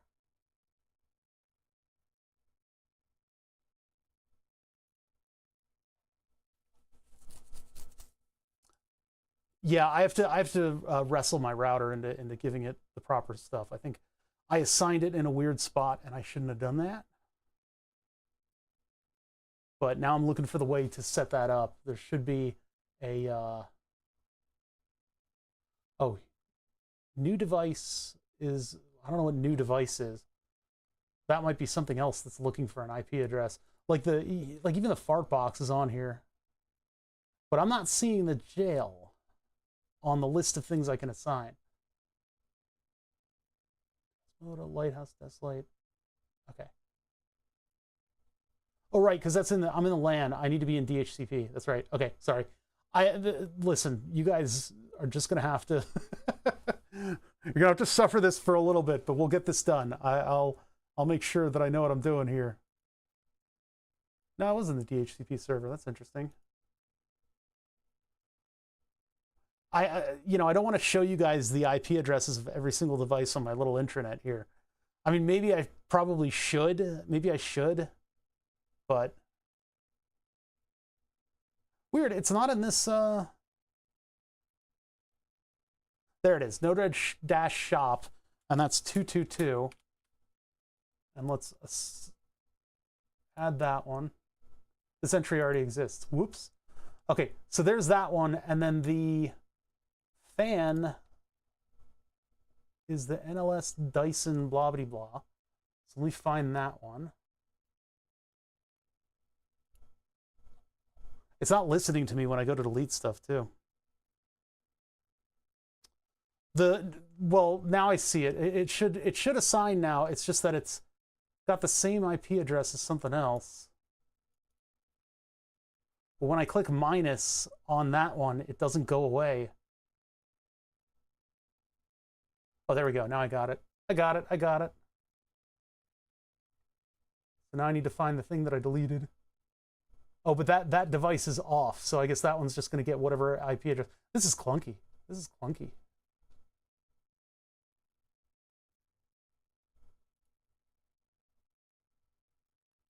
All right, I'm going to click apply. The stream's going to go down and then come back up. So we'll just let it do. I hit reload on Twitch. And chat then updates. There we go. So scope command. Okay, so that's working. Chat's working. I'm logged out there. If I hit restart on the jail,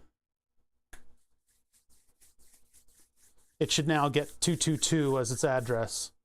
There was a conflict. 222 was taken up by something else, and I released the thing that was taking it up.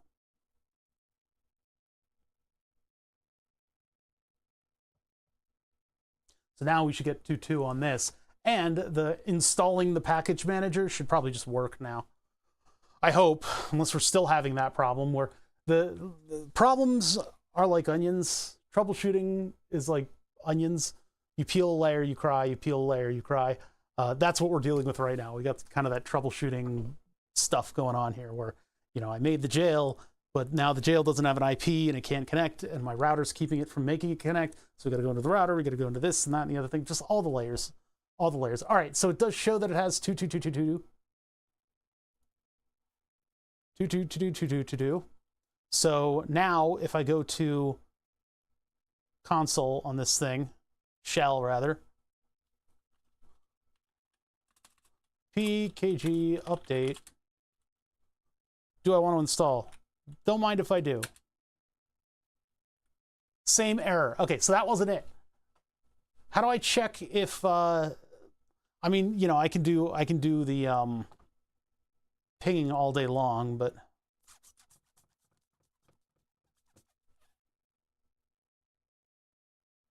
dig?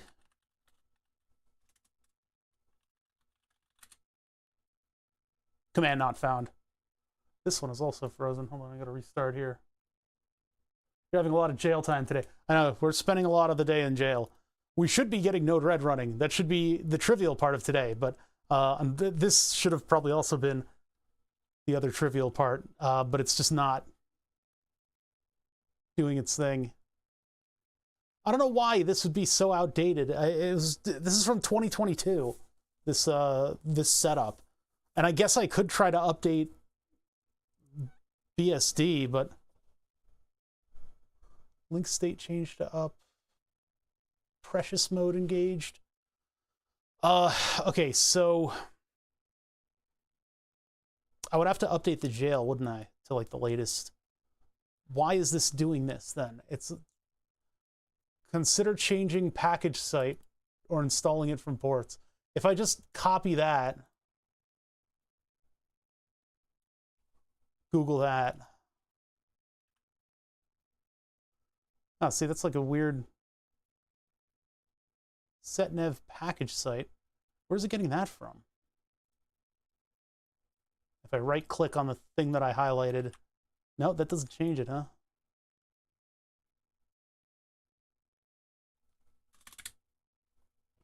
Need to correct package site for PXG law. Oh, control plus insert? How did it copy before then? That's weird. Okay, setnev package site to the correct mirror. So far, no luck. I tried command setnev blah blah blah blah. This is from 2012 though. Setnev as root user. Are you changing CSH THS? Oh my god. Maybe I need to update and upgrade the actual TrueNAS, like the whole kit and caboodle. Like from this console. That's not the right console. Sorry, terminal. So getting out of shell, or getting out of there, I'm going to get into the shell for the main thing. Update button in the GUI. Where is it? I'm looking. Where is it? TrueNAS. Check for updates. There it is. It's the big blue button in the middle. 13 stable.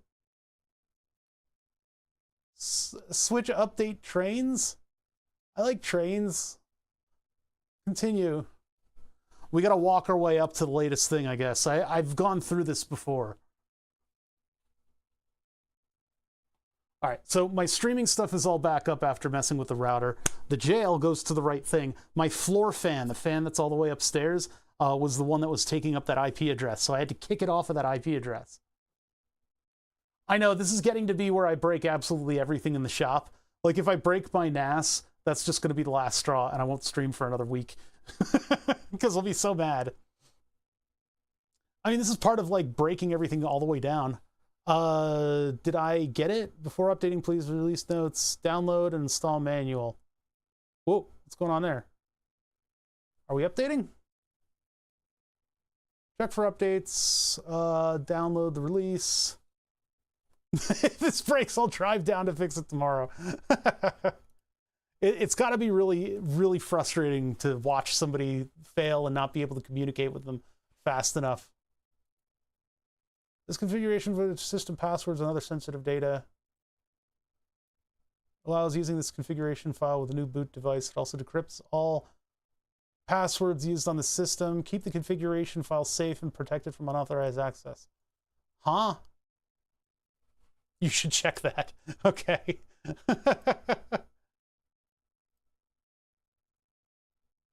All right. So this is going to get us to 13. What is the latest? Are they up to 14? Yeah, it's putting... Okay. It's just backing it up. Oh, look at the little animated download thing going back and forth. That's cute. I used to have a FreeNAS setup that was many, many years old. And so these updates have, you know, the whole system has moved on. It's a like totally new thing. So I had to basically like blow away the entire thing and upload it.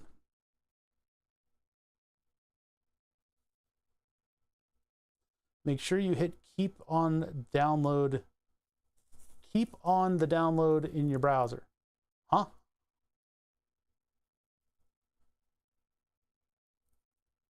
We'll be fine. What is TrueNAS up to?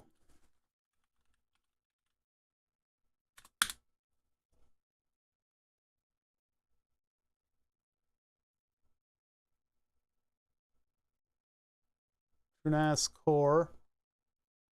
Experience freedom. Oh.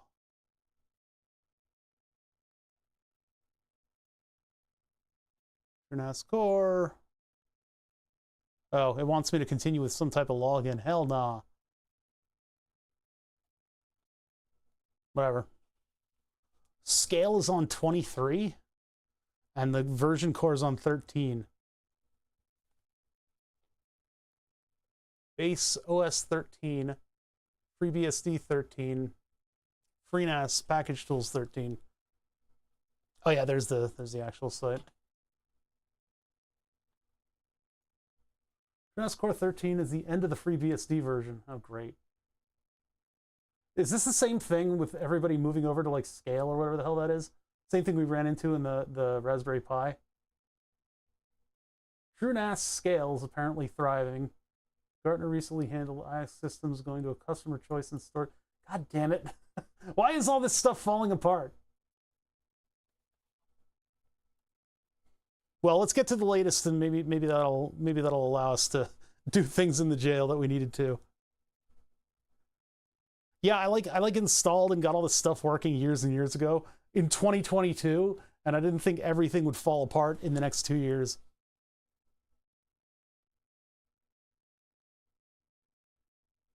It shouldn't be a fast-moving industry. It should be a very slow-moving industry. I should not have to be a file server aficionado in order to have reliable storage in my shop. Like, I should not have to subscribe to File Server Monthly and check it every day in order to have a file server working in my shop. It's madness. It's pure madness.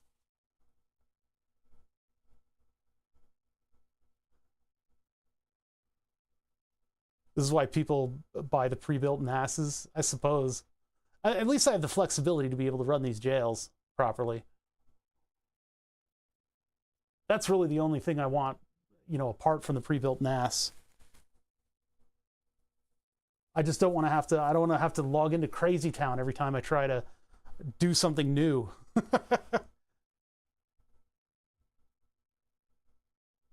By trying to run Node-RED, it's no longer a file server, and you're wading into IT land.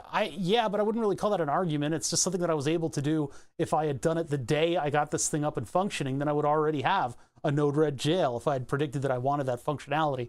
But now that I want that functionality, every single piece of that process has, for some reason, had the rug pulled out from under it. And it's generally because, I don't know, things are never good enough and these IT people want to create. It's just, I don't know, shouldn't it be updating from like old stuff and then it would still be able to function? It's just, I don't know. This part is maddening to me. Why is this taking so long? Oh, installing the base OS.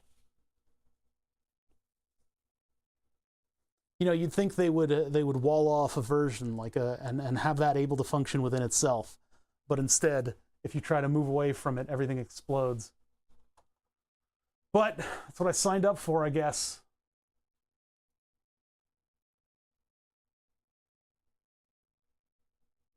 Unraid is apparently a little better than this.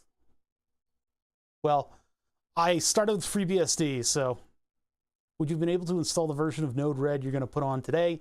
Or would it have failed to update 6 months ago? Yeah, I don't know. I don't know about that. And the fact that the plugin for Node-RED that we want to run needs version 14, which is fairly recent, moderately recent. It looks like the plugin is easy to use. I just need to give it a bunch of data in order to use it in Node-RED. It's just getting the Node-RED setup. No one would upgrade and there would be millions more vulnerable servers on the internet today.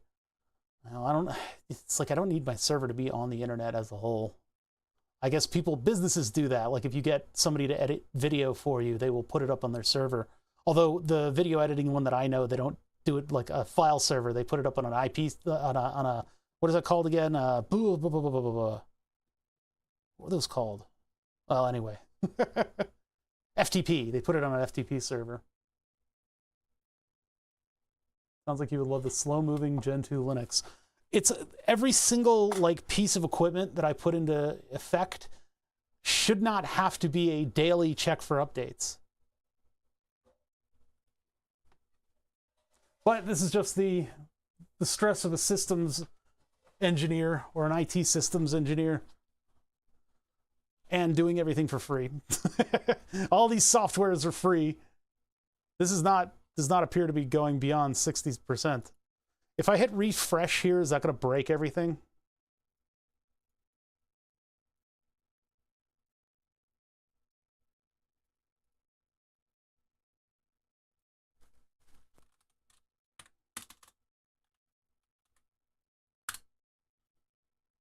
Oops.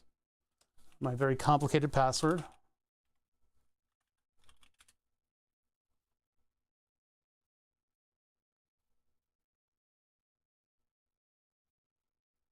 At 1% GPU usage.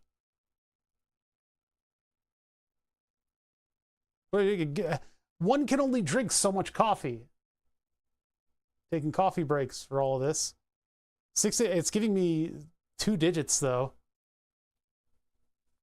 What's up, Gonad? We're trying to install a jail where we can have a little walled garden that Node-RED can exist in, and I've decided to put it onto my TrueNAS file server that I updated in 2022.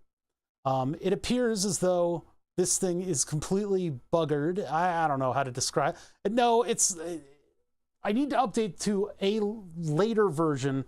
The versions have moved on so far that since 2022 that it's breaking stuff in 2 years, and I can't run a jail properly. I can't install a jail and run it. Ridiculous. Don't brick it. Well, it's smarter than that. I don't think it's going to brick. I don't know why it's stopped at 66% though. I think maybe I need to initiate the update from the other instance that I'm running. Unless I hit refresh, let's see what happens. Oh, it jumps right back in. That's nice.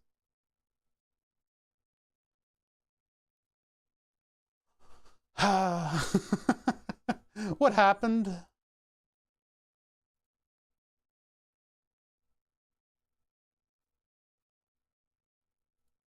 Oh no, I want to look at the statuses. I don't want to look at that.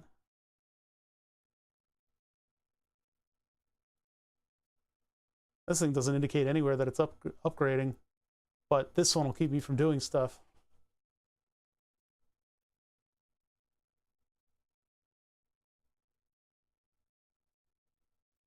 Even if you brick the OS, the data pool is still there. Yeah, you can re-import it on a new OS. Yeah, the data pool is not under risk here.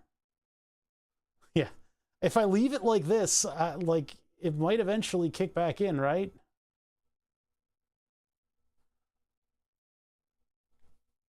Man, you know, I just wanted to update packages.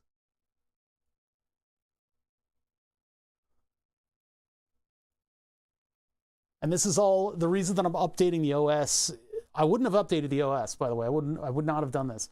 But the repository of packages has moved on, and so we can't even install the package manager because nobody thought about this. Nobody thought about the ever so exceptionally rare circumstances where somebody who uses their file server as a file server, not as a project, would leave it for 2 years and then come back and want to install a package manager. Instead, they just let the old one 404. So now, in order to install the package manager, I figure I need to update the OS, and maybe that'll bring with it a newer package manager.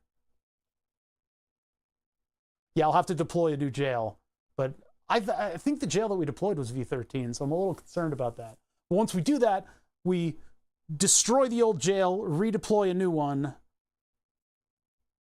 I don't know, maybe I don't need to do that, but Windows XP with a 2.7 minutes remaining, yeah. It's that old 3D progress bar where it actually goes forwards and then over and then back. And that's why you get uneven passage of time. It's always running, right? It's always moving at the same time, but sometimes the bar goes straight at you and then over and then back. But you're in an orthographic view of the bar. Actually, they don't have any of those pretenses. Oops, that's the wrong one. Look at how many chats I have open. They don't give you a bar, they just give you this thing. I mean, did they break this? Did they break this sometime in 2023? Why did IX Systems switch TrueNAS to Linux? Probably this. Yeah, it's possible. It's possible. Although we already broke my Linux system trying to update that. So, you know, birds of a feather. If it's still doing that in 24 hours, it's time to get a hammer. I could maybe initiate a restart from over here, but or try to update it over here. But if that one fixes this one, then because it seems to be letting me do stuff over here. Oh, I see. So it's just in the updates page. Oh no, now I've got two of them stuck. I can hit back. TrueNAS 12, FreeNAS local, blah blah blah. Watch a CPU trace.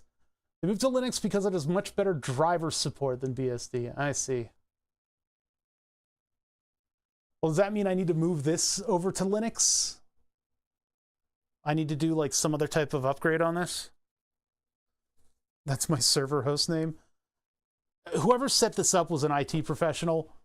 So I don't know if the names of stuff, I don't know if IT people name stuff in a particular way. This is another fail stream? I can't believe this. What is CPU trace would be... I would open up... Oh wait, no, CPU is right here. I mean, 4 threads, no usage. It's a Ryzen 3 3200. It's got so much computational power that's not being utilized. It's not a fail stream. I'm learning about how I thought everything was ready to go and it's not.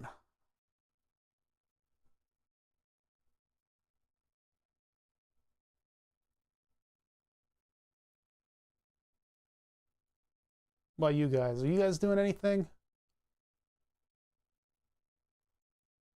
1000 base T, etc. I don't know what to do with this.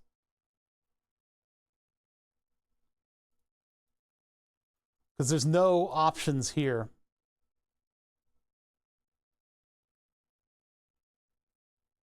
Stay with this unless it gets borked or you think Linux would be easier and worth moving to. I don't know. I thought I'd be able to stay current, you know? Not that it needs to be current, but apparently it does need to be current because all of the side stuff relies on things being the latest everything. Oh, wait, something just happened. Link state changed to up. What? Device dev 0888024. Offline uncorrectable sectors. What does that even mean? Is that my thumb drive failing? I would keep it on a Pi. I did keep it on a Pi.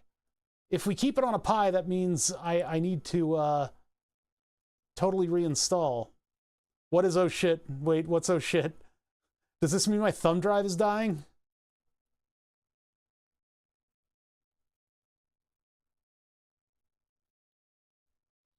One 2024 FreeNAS local smart blah blah blah device. ADA024 currently unreadable sectors. That's ADA0, which is not a network interface. That sounds bad. Huh? 0, 2, and 1. RAID Z. All of them are online. That'd be this drive here.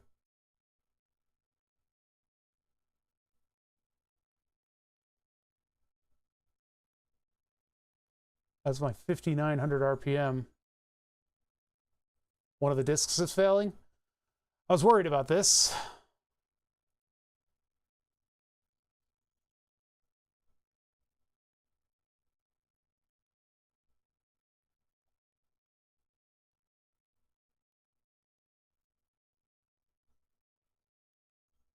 Max. Okay, let's see here. So ADA0.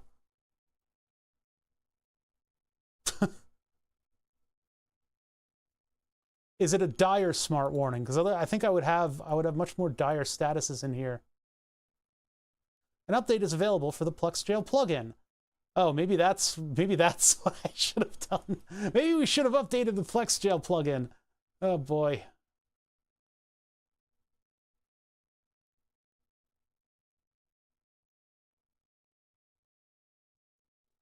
I would wait until the smart status says something. This says it's running, but why is it held up like that?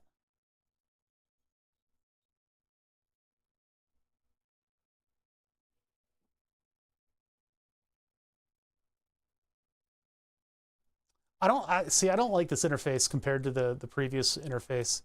The free BSD or the free NAS interface was much easier for me to stomach.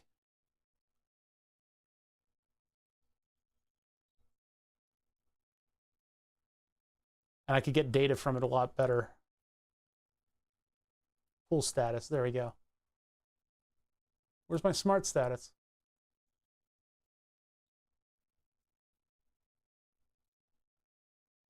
Yeah, I mean, so far I'm not getting any horrible stuff from this. Pulls tank. 88.0. Enable smart is true, but what's the smart status? Storage disks on the left. Oh, yeah.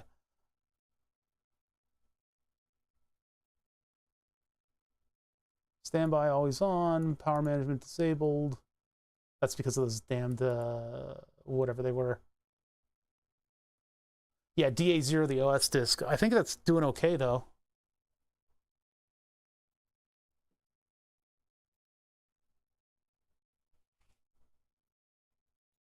Okay, no tests were found. Tanks, smart status.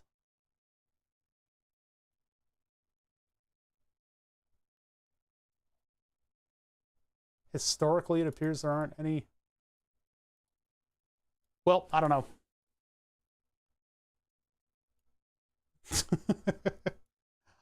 Hey, if the hard drives made horrible, horrible noises, I would like to get my recorder out and use those for some of the stream gags, some of the bits that I have.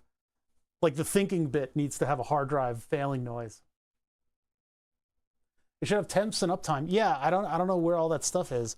I knew where it was in the other version.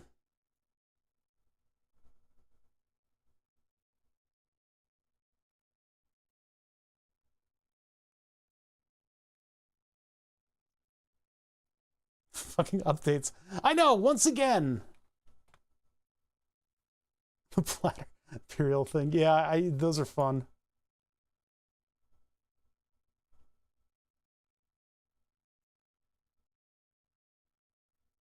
Ah. Reporting?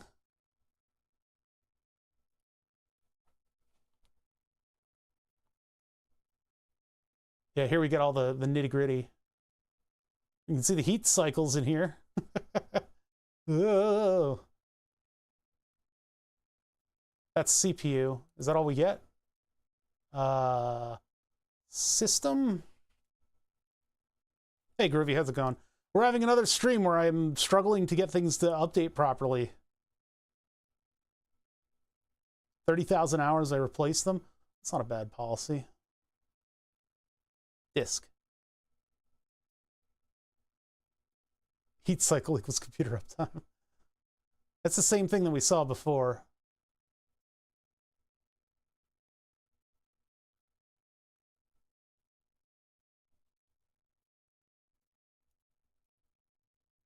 Oh, here we go.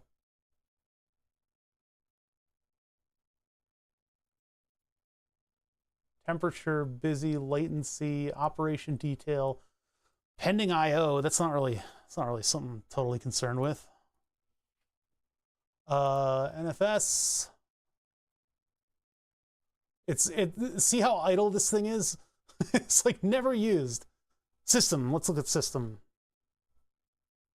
47 is reasonably warm. It's got a fan sitting right in front of it, but there's foam in front of the fan. So, but they're in a rack, so.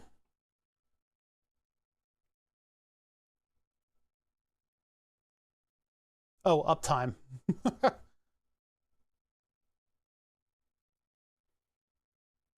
Track that back 483 days. That's not true. I've restarted this thing in the last year.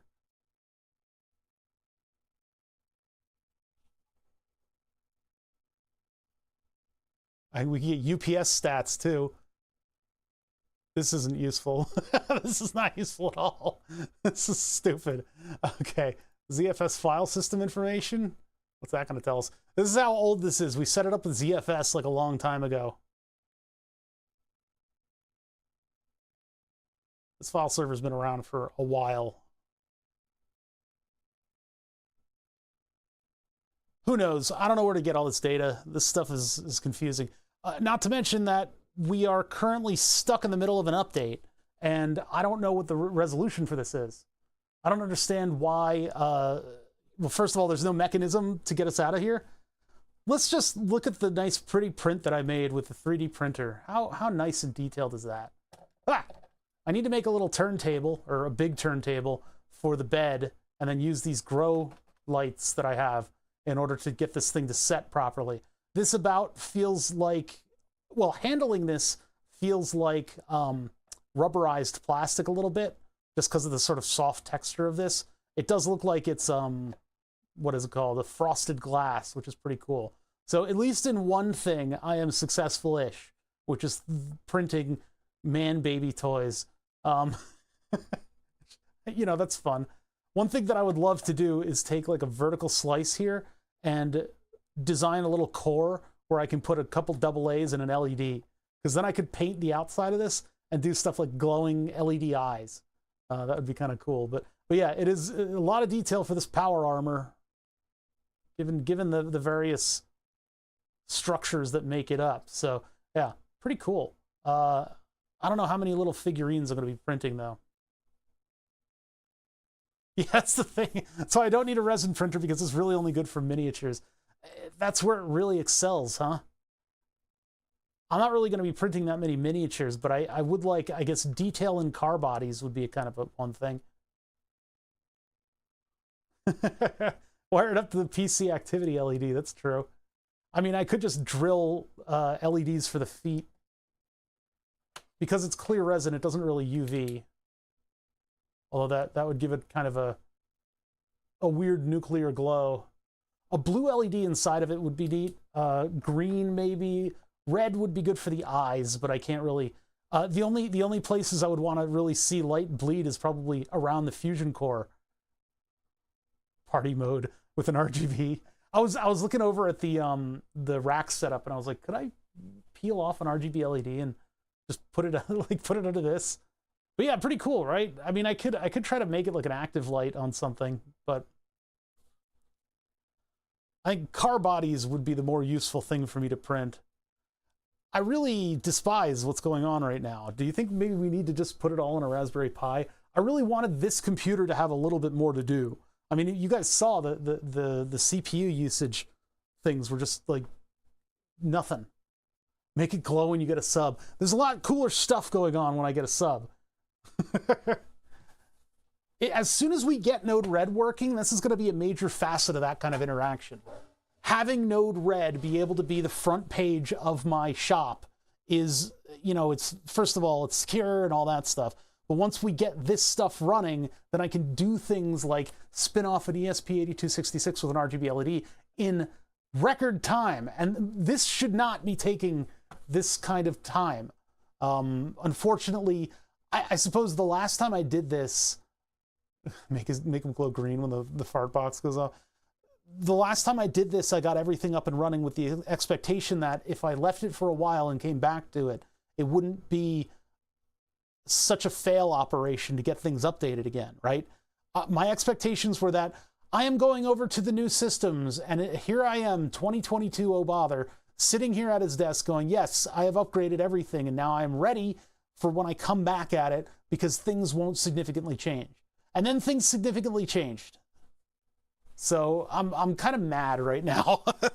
If I'm honest with my feelings, which I'm not, I am mad. I'm mad. And then I instinctually laugh after saying that I'm mad. Streamers are allowed to make the emotions go crazy and start being unintentionally a little bit too acerbic and sort of highlighting everything and being angry. That's when content is made. But Fartbox 2 needs stereo. No, it's not going to get... I was showing originally, and I'll show it again because we're trying to kill time, that the fart box consists of a Harman Kardon speaker from a light bulb, like shower speaker. You put the shower speaker light bulb in, and then you connect to it with your phone. You can listen to music in the bathroom, or something. That was one of the use cases of it. So we got a Harman Kardon speaker out of that, and there were two of them. One of them I stabbed just because it was so shocking on stream to just stick a screwdriver into a perfectly good speaker cone. I do regret that a little bit, but it was good content. Anyway, into the OtterBox, I hot glued a power supply, a dollar store fart noise maker, and the most expensive thing in this entire build, which is a $15 to $20 5-volt power, or 3-volt? I think it's 5-volt power supply from Pololu. I did not need to put in this power supply. I probably should find a cheaper one and relegate this one to better projects, because this will make like an amp. I probably should put a 7805 in here.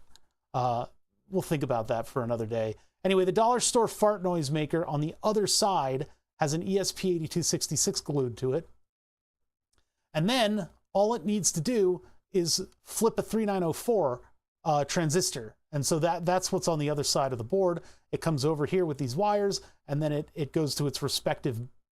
Actually, over on the... Yeah, no, this is where the buttons are.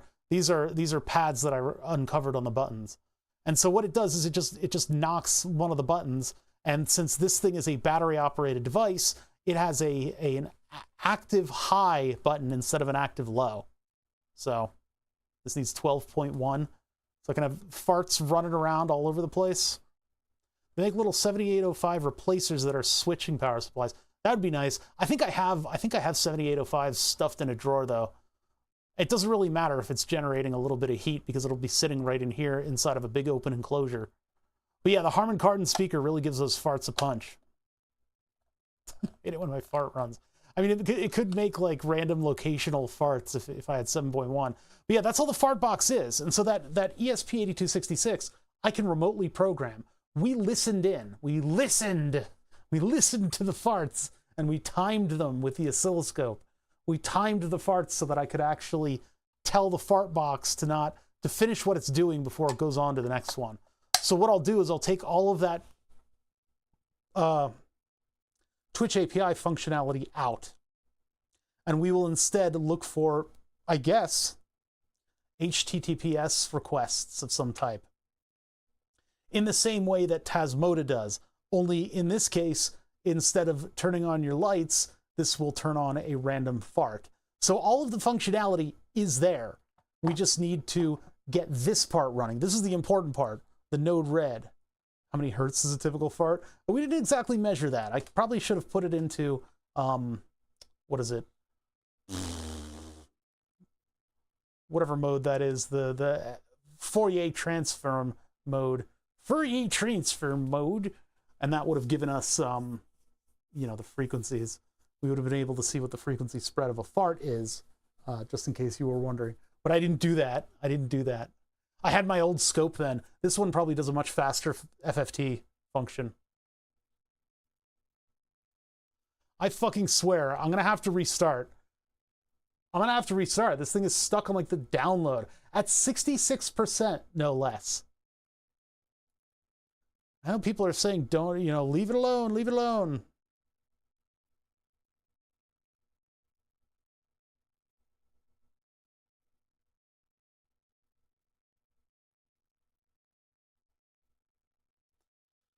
Oh boy. I mean, what am I gonna have to do?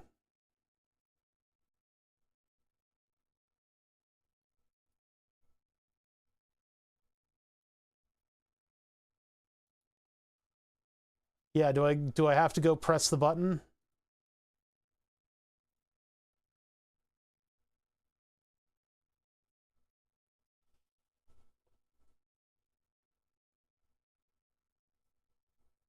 Let's see what happens. So we're restarting my file server, which takes a while.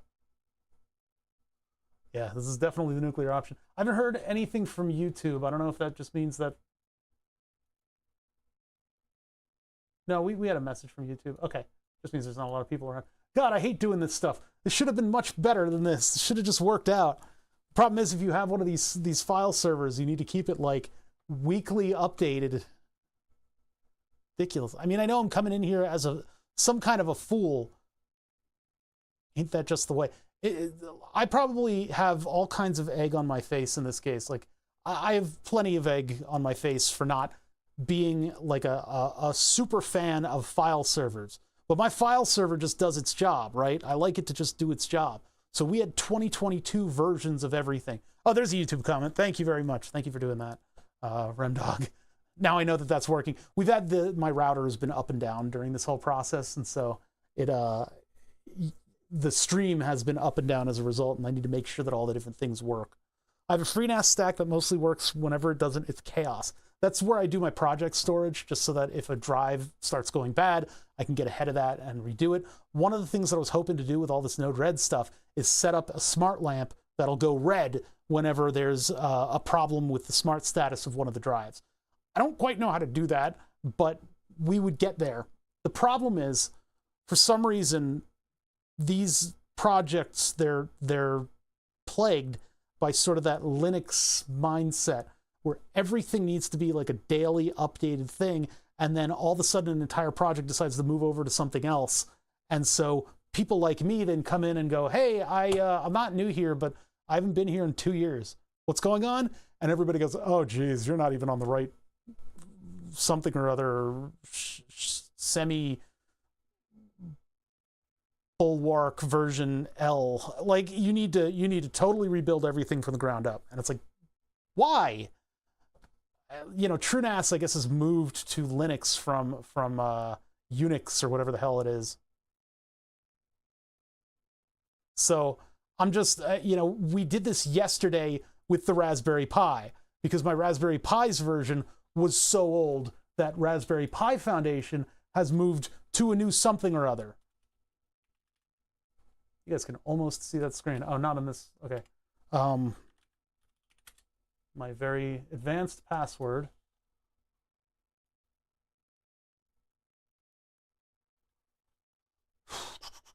Current train, click information, check for updates. Apply pending update or download updates. We were stuck downloading, weren't we? I'm gonna download updates. We're going to start back at download updates. What we should have been doing today is setting up a jail and then setting the jail, installing Node-RED into the jail, and then we could use Node-RED in that jail, and Node-RED would run off of my file server, and then I would be able to do the interaction stuff, including, but not limited to, getting the Fartbox working again.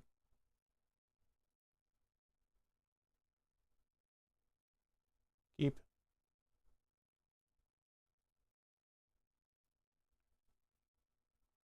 Summer solstice. Don't forget to climb a tree and have some beer or something. Imagine if spoken languages were so fickle and became obsolete every 2 to 4 years. Horrible. Oh, look, we're right where we were. Okay, so is this... It's not, I don't think it's downloading off of a torrent, is it? Because it seems like maybe only one seed is active and it's stuck at 66.67.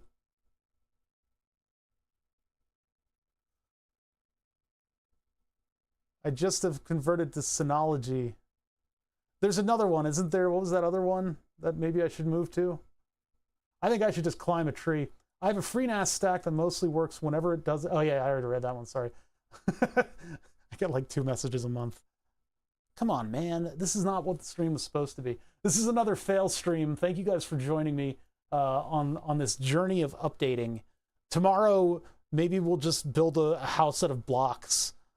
Maybe we'll just do that. Pox Mox. I think, after all that I've been through today and yesterday, or last stream, I need something that doesn't do this. But the problem is, like, Raspberry Pi did this to me, right? How can I escape? It wouldn't have mattered with the file server, because the file server is old. It doesn't even matter, as long as it still works. Try and apply the pending update. That's what it's doing. Write it from scratch. Yeah, exactly.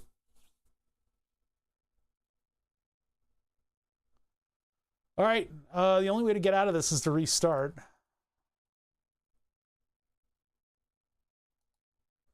Good thing little kids aren't watching and hyped up about stuff. I'm going to go into IT one day. I saw a guy struggle for 5 hours to update his, the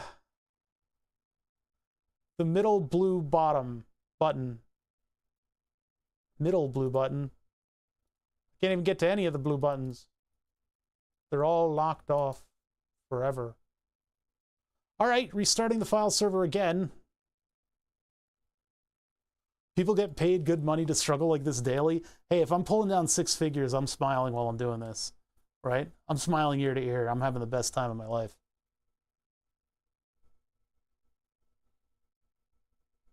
Raspberry Pi Foundation is becoming a little bit of a boogeyman. I find that very concerning because the Raspberry Pi is supposed to be an extremely like not like this kind of experience, but I have mozzarella sticks in the oven.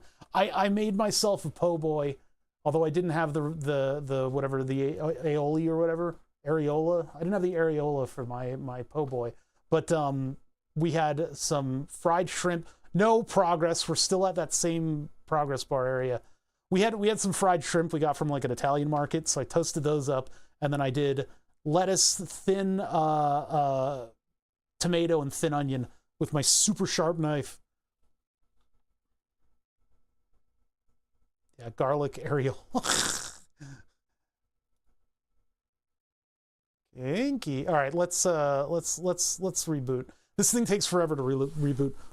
What was the meat? Shrimp. Fried shrimp. That's what a po' boy. You could do cod, I think, too. Shrimps. I love this stuff. It's so fun. So fun.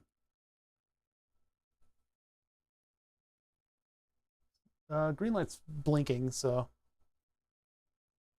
this file server is part of the production stack over there, where I've got the blocker and all of my audio stuff, etc., etc., etc.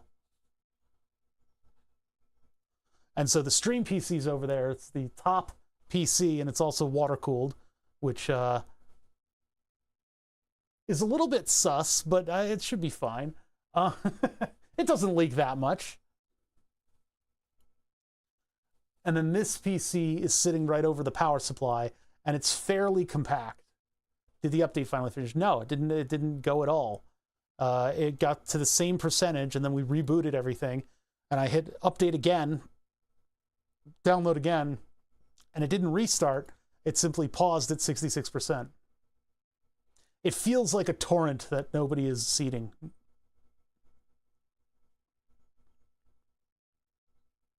I think you spelled it correctly.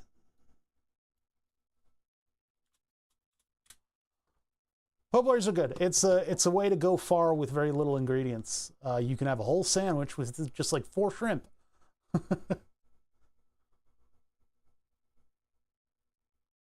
No, but I think even still, it was too slow even for a flash drive.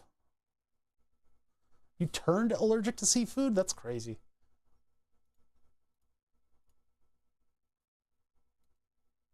That is a crazy thing to suddenly have to deal with. This takes forever to restart. It's a thumb drive OS. I have an SSD that I could actually dedicate to this. Oh, good, here it is. Back up. I'm just going to put my extremely complicated password. We talked a while ago about how my IT friend came over and set up this whole thing, and his password for all this stuff, he always uses balls, just BALLS, as the password for these things.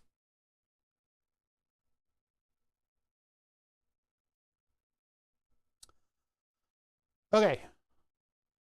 Wait, 30 gigs total available.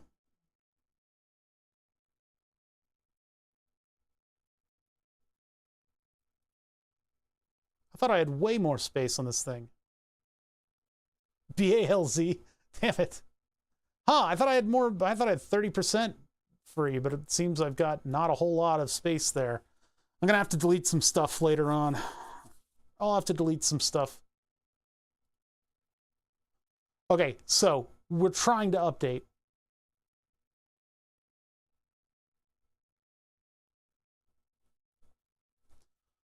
Apply pending, install manual, download updates.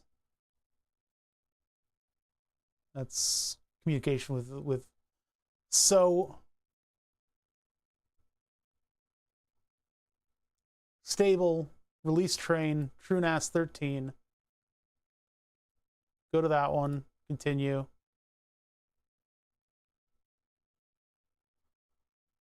What is going on with apply pending? Operation, let's apply pending, I guess. So save the configurations. Confirm the update. Let's continue. Yeah, I guess maybe it needs to go on the train that it was. Po' boys were invented as large sandwiches to eat chunks of periodically while working under hard labor all day. Seems odd they use seafood. Well, it's one day. It's a day, you know? And it's a couple shrimp. Shrimp are good. Yeah, we're stuck at the same spot. The fact that 0.67 isn't updating at all is indicative of this thing. I don't know what's going on. If that is, did they like deactivate the train or something?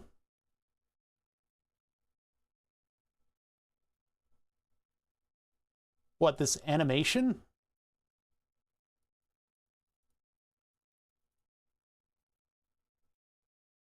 Installs the new S parallel and then moves the config over, so that's, or still getting the server. Oh, wait. So that part's going to take a while. All right, I'm going to leave it then. But I don't know. My glucose level's coming back down. That's the desk light for me to control since we don't have Node-RED running. All things considered, I probably should have started this on a new Raspberry Pi and worked with that.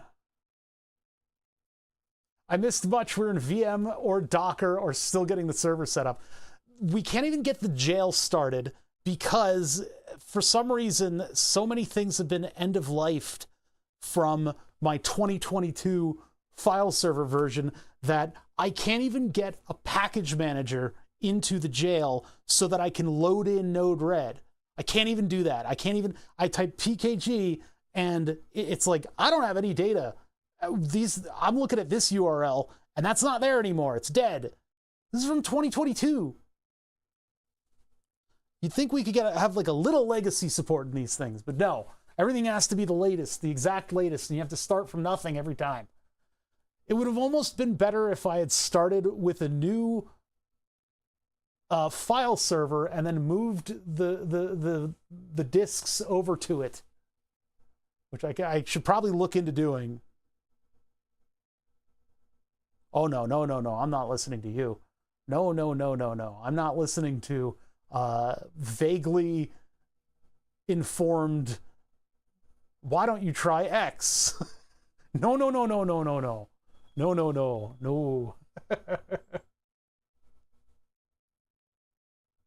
From somebody who just, just type a comment on Twitch. It's fine. That won't affect anything.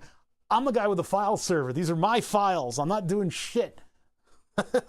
From the good idea fairy is not going to infect this stream.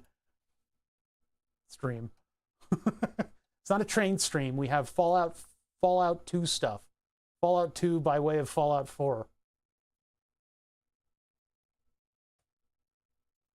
Can't wait to get IT on the line. Spec Ops the line IT version. No, just look at the really detailed print that I did. By the way, I'm reading the book. Troubleshooting Analog Electronics. And there's a couple things that have come to light, as well as by reading the diode ladder filter document. If we're going to be sitting here with this thing at 66%, maybe I should build up a diode ladder filter. Of course, that means pulling up the schematic and everything and putting it together. I don't have a lot of goodies right now. There's just a little bit about the philosophy of troubleshooting and stuff like that. I haven't gotten to super valid chapters yet. There's a couple chapters that I've read on the construction of components and sort of where they lie in terms of troubleshooting. Like if you have a broken resistor, the ways that resistors break, how to probe in on signals and stuff like that. It's getting to the stuff that's going to be relevant to me, but I need that foundation of information, so I don't want to skip stuff as I'm reading through. This is basically a compendium of articles. I'll get the book. I'll show you the book. Robert A. Peace, Troubleshooting Analog Circuits. This guy right here. Troubleshooting Analog Circuits, and it's a bunch of articles that have been sort of given connective tissue. If there's a good tutorial that had the repository for latest and greatest, maybe it would have you pull from an updated repository. Always search the most recent tutorials. No, that stands to reason, and that's probably what I should have done. But the tutorial that I have for putting it together, there's no reason that it shouldn't be completely fine as it is, because it's such basic stuff. It says update your pool and then install Node-RED. Like, it's not that hard. But yeah, anyway, Troubleshooting Analog Electronics, Robert A. Peace. A lot of good information in here. Some of the stuff is a little bit outdated. The stuff in the beginning, the first couple chapters, not the philosophy of troubleshooting, that's perfectly fine. It's just some of the like things about resistors and capacitors, some lightly outdated stuff, and especially given some of the repair techniques that he goes over early on, I would say are pretty obsolete at this point. There are better ways to do a lot of the stuff that he describes. So it's an interesting read. It's interesting to discover what how good the book is. Oh boy. I mean, I guess I probably didn't need to go off of the release train. I should have kept moving along the tracks.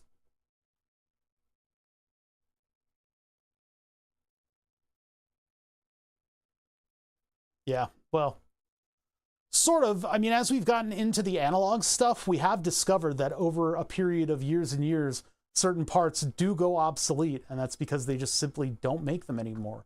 You can still find them, they're just a little bit harder to find. A lot of the early electronics stuff in terms of like analog and synthesizers do in fact go into obscurity, much in the same way tubes have.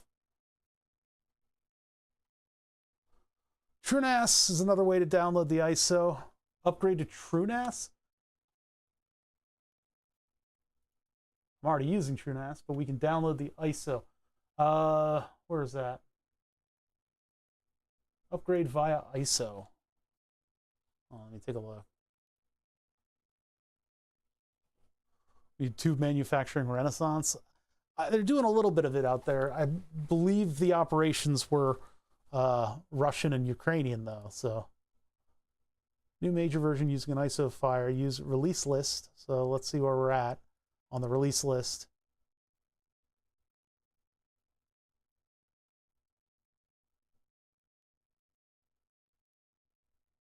It's like 13.0 was released 22nd of May of 2022. I have a copyright of 2022 on the NAS, but I'm version, like the last of version 12. So sometime between from April to May, I could have had a relevant version 13. So I'm mad. I'm mad. If I had waited like a month, I waited like a month.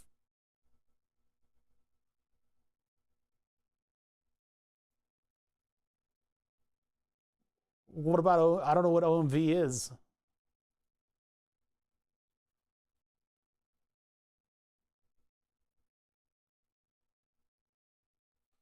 US should make them. I don't think there's enough of an application for tubes, apart from triggering nuclear bombs in the modern world. That's actually a pretty big file.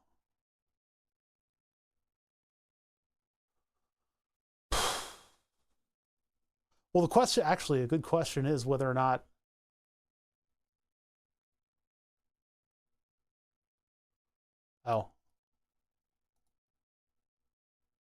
if this doesn't download properly.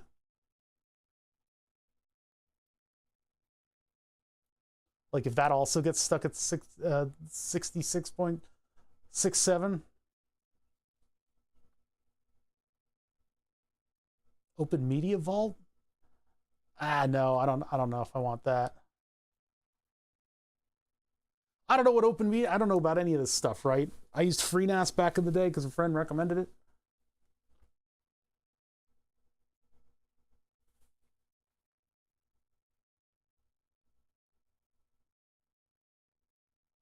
You're saying it's installing that's taking forever. I've restarted the computer multiple times. So I don't know what's going on here. I guess we're just going to leave this up for an extended period of time, and we'll see whether or not it actually gets to downloading and updating. The entire purpose of this stream was to get Node-RED on there and start using it. It seems like a lot of these I don't know, these OSs have sort of gone through the gauntlet here. They've sort of gone through a major change, which has made this so much more annoying. The Raspberry Pi that controls both the refrigerator. What is the status of Fridge Pi? I don't think it's updated anymore.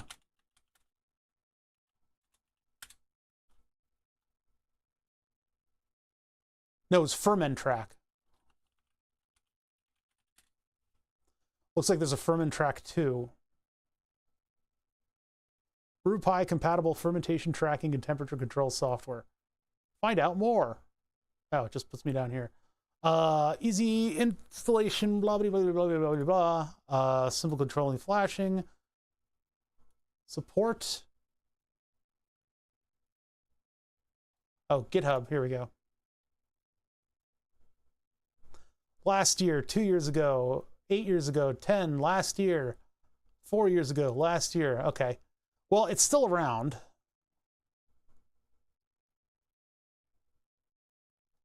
Because this would be the second install on that Raspberry Pi, or another jail for me to run on the server and have it run Fermentrack. Although I think this requires Raspberry Pi, doesn't it? Which you should move it all over to Linux.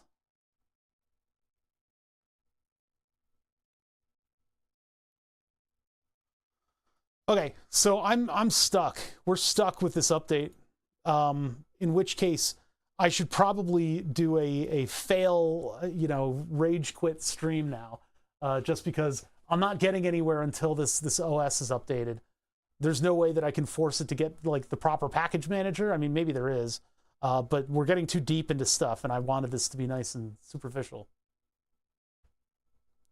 But we've hit the wall, and that happens sometimes with this stuff.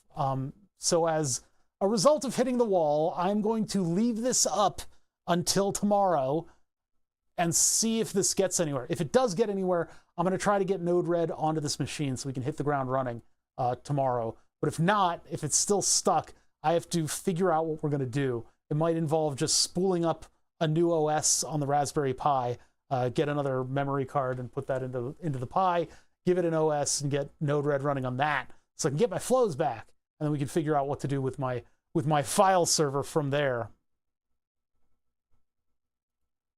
No, generally, this is the only time this has happened in the last, 5 years of streaming. Very occasionally, I will have a rage quit. Very occasionally, I will have a rage quit when there aren't any projects worth going into. I could flip over and start troubleshooting some of the analog stuff, but I want to read a little bit more about that. Or I could upload a video with you guys here. I don't like doing stuff like that. I don't like to string you guys along for nothing. We'll come back tomorrow and we'll have more stuff to do, I promise. I will have more options. For now, in a rage quit, let's just see who's around. Yeah, Chikoze got it right. Yep. I've been talking about it. Yeah, this is X01. I found it on Thingiverse and I used it to test my resin printer. And boy howdy, you can see the lack of detail in some parts of the model. This is just because in my Fallout 4 playthrough, I have the X01, and then I have all the Fallout 2 guns. Download core system release, download. What speed do I get from that? I don't think we're stuck on downloading. Let's see if this pauses at 60%. It should download in a minute. The cool thing to do would have been to put a little hole in it where I could put two coin batteries and then have an LED. Lack of detail in the model. The printer has an insane amount of detail.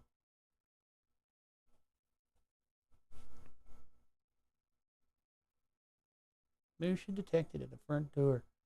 And then the dog should go, "Burf, burr, burr, burr, burr." I guess she's asleep.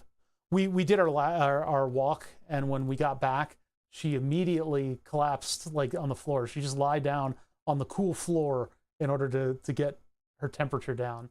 She did not appreciate how hot it is outside. Yeah, like the fact that this isn't round is down to the model itself. I think it was from Game Assets.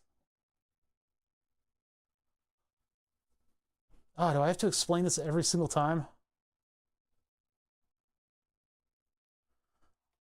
I use light mode because I have a giant light in my face when I stream. So my pupils are already completely retracted. But yeah, I think for the resin printer, I want to make like maybe not a chamber, but just use these in order to expose things. So over by the ultrasonic cleaner, I have a little bit of room. So I was going to throw. Done. It's done with the ISO. So there's the ISO. TrueNAS 13 release ISO. So by all means, I think it's actually just in the process of installing the OS.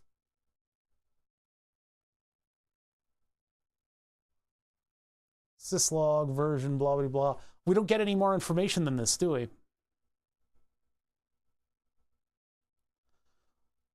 I think, I mean, it at least resumed, right? Because we restarted this a couple times. I guess it probably resumed. All right, anyway, so I'm stuck with this thing updating. It's going to take a while. I downloaded TrueNAS 19 ISO an hour ago. I'm having a lot of trouble, Jacose. I started out yesterday trying to do Node-RED, and in order to run the plugin that I wanted for the Twitch API, I need Node-RED version 14. Raspberry Pi has gone through some kind of a thing, and now it's totally different from what I had many, many years ago when I installed that Pi that runs my refrigerator. So the refrigerator and all of the Node-RED stuff that interacts with OBS. So to get things current, I would need to do a huge overhaul on the Raspberry Pi. Okay, cool, give up on that. Let's instead do what I wanted to do anyway, which was to run Node-RED from the, oh, it just jumped to 83%.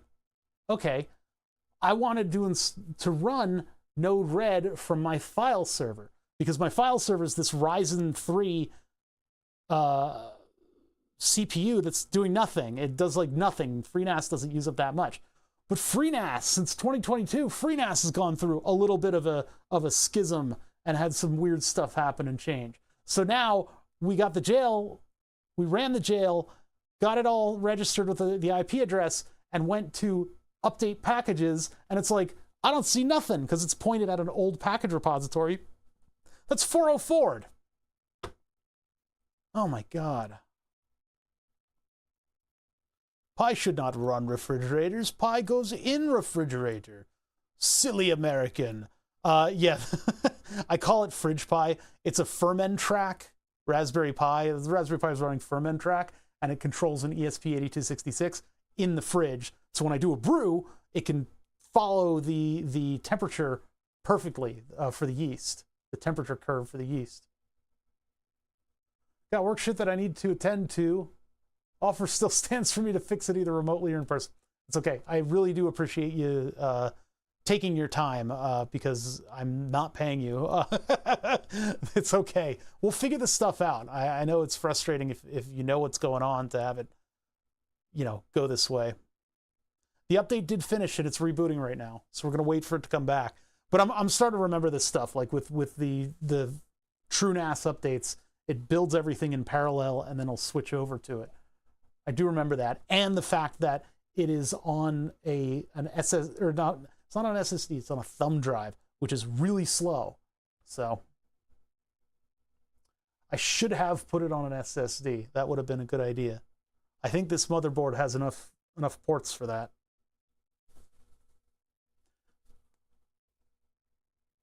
Oh yeah, you were there for the fridge pie. I usually I assume that nobody was around back then. Yeah, we did a whole bunch of stuff to that fridge, and it still works. I just haven't plugged it in a little while. Jacose for 53 months. Thank you for the sub. 53 months. Holy crap. I used up all 6 SATA ports running my NAS from USB key. I can't afford to buy that many drives. The drives are very expensive. I'm not Roboz. Of course, Roboz also bought all of his drives like in a day. So that's going to be fun when all of his presence online it just vanishes in one day because there's a production run error. I can't believe he did that. It's like you've got to buy them over the course of a couple months from either from different sources or just, you know, over the courses of time. You need to buy different drives so that they're not all the same exact production run. It's a pretty cool Power Armor print. 4 terabytes. I had them lying around with a spare. Finally had to use. For me, it's gonna be like I'll buy a drive and then take a drive out of the NAS and then store all my streams on that old NAS drive and put it on a shelf, and then the new drives will trickle through my server. The coolest print I've seen in a while. It works pretty well. It's hard to see the detail because of the just because of the nature of clear prints, but that Saturn III Ultra is no slouch in terms of detail. This is a lot of detail on something so small. I mean, I could just print it with matte resin and then you guys would be able to see it, but the cool special feature about clear resins is that I can put light into it and have stuff light up. It seems to be very clean.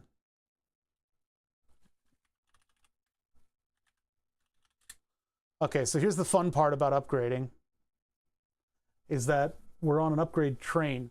So I think we need to continue on. Let's see if this says, okay, no updates available. But, oh boy, we have scale. End of life, end of life. TrueNAS, scale, cobia, and dragonfish. Print like 30 of those guys. What, so it can look like my Fallout 4 playthrough right now? I installed a whole bunch of mods to get me the guns of Fallout 2. So I'm playing my 3D Fallout 2 in my game. I have 20 to 30 hard drives under 3 terabytes. Will I ever use them? Probably not, but I have them. They have motherboards that are nothing but, well, I guess you should probably get extension cards that are nothing but SATA ports. I buy used enterprise drives that have escaped the leading edge of the bathtub curve. That's, I don't know, that's risky. Enterprise doesn't, they're not very kind to drives, right? Got myself a little M2 SATA controller for more drives. Yeah, those seem pretty neat.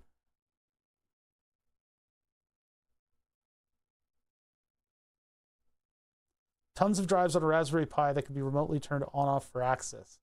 Like USB keys, but maybe with a single drive that holds file names. Low power usage only for storage. So it would be like your bank vault box. What would be even cooler is if you made a mechanism that would pull the hard drive and put it into like a storage area. You could have this whole XY thing that comes over, grabs the drive, brings it over, you know, like an auto changer for a TV station. Hard drive jukebox, yeah. You could use it like a key. Should I be going to scale? Is that when I move over to... Good idea for sensitive data? I guess. Yeah.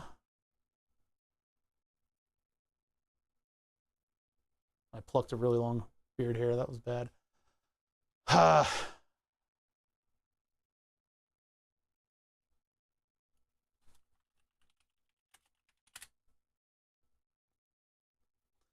Should I move it over to Linux? Probably yes. Of course, I'm also not on OpenZFS, but You're familiar with LTO libraries. Is that what we just described? That's probably what we just described. I've not yet actually put an AS together. I haven't decided on the case. There's some really cool cases out there. The one thing that's missing from TrueNAS, and maybe you can do this with Python, is drive status lights. There's nothing you can buy that'll give you status lights on the hard drive. Maybe that's changed since I've looked it up, if you guys know of anything that does that, which is why I was thinking putting Node-RED onto the TrueNAS box would allow me to then have a Node-RED flow that would ping the smart status every now and then. And if something came up, it would... Oh, LTO is tapes instead of disks. Oh, yeah, whatever. It's the beginning of Hackers, the movie. The voodoo, hoodoo, what you don't dare to, people with the two tape switchers that are like fighting each other. It's like Zero Cool versus Crash Override. All right, I have that movie memorized. I think I'm gonna do it. I'm gonna hit the button while we're here. I might as well not just linger on a dead release, an end of life. But is it Cobia or Dragonfish?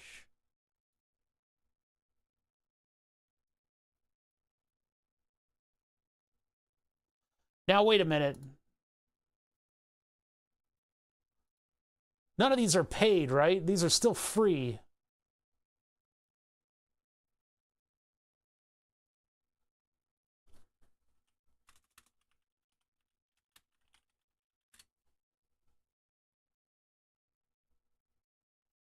Enterprise is the paid one, right?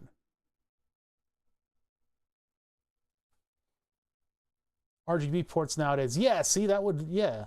Although to change the like pattern on the LEDs, it has to reprogram the whole thing. Get a strip of WS2812s. Yeah, I mean, that's... Could be done easy. You say it could be done easy, but I think that's...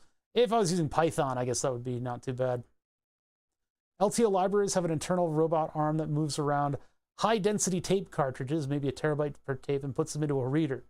You can get them on eBay for less than $500? That's pretty interesting. I understand all of these, but what I'm looking for is cost.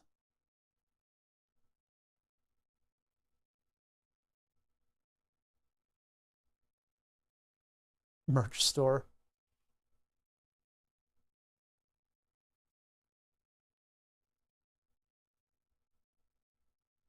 Scale, core, enterprise, compare editions.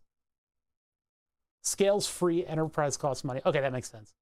That does make sense. Yeah, it looks like enclosure management. Yeah, that's where the money is. I see now. Okay, so that layer of having like an LED change color, that's probably an enclosure management. All right, so let's now. What is the version? Is it Cobia or Dragonfish?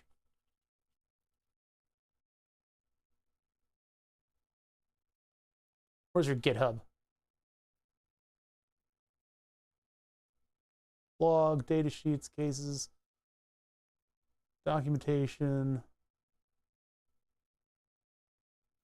GitHub. Scale build, TrueNAS scale build system. Web UI, middleware, church, blah, blah, blah, blah, blah. Damn it. I don't have any hints. I'm like, there's a pull down and I've got, okay, all right. So TrueNAS, Cobia versus Dragonfish.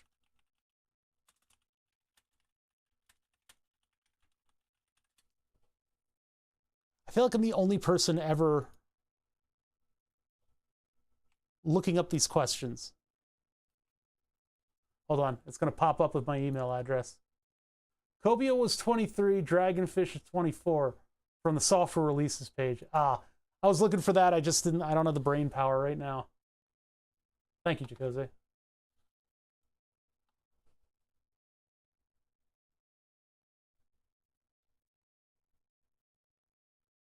Oh, all right, so that's core. This is scale.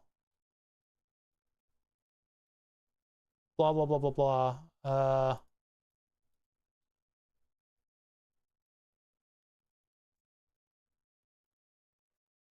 Wait a minute, where is this?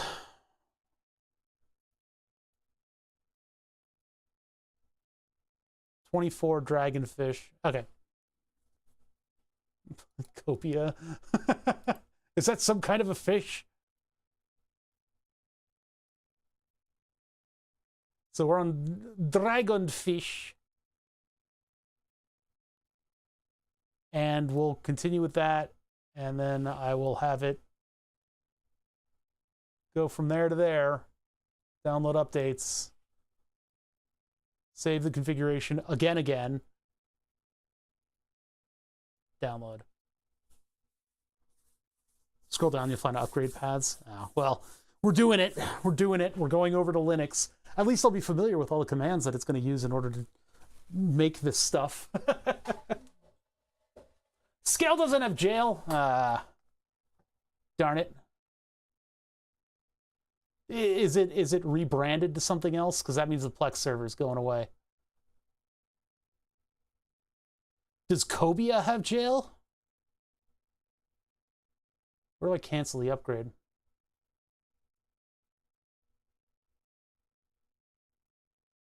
Ew, Plex. Docker time? Whatever. That's just what my friends use. I just used what my friends use.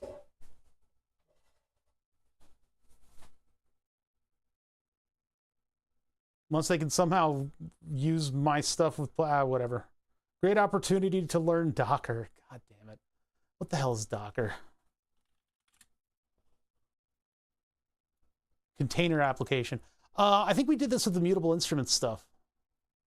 Didn't we? No, we didn't use Docker.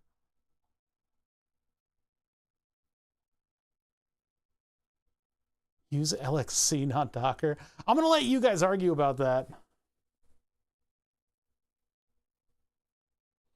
Just don't do what I did and scale up before getting into the basics. Docker is easier.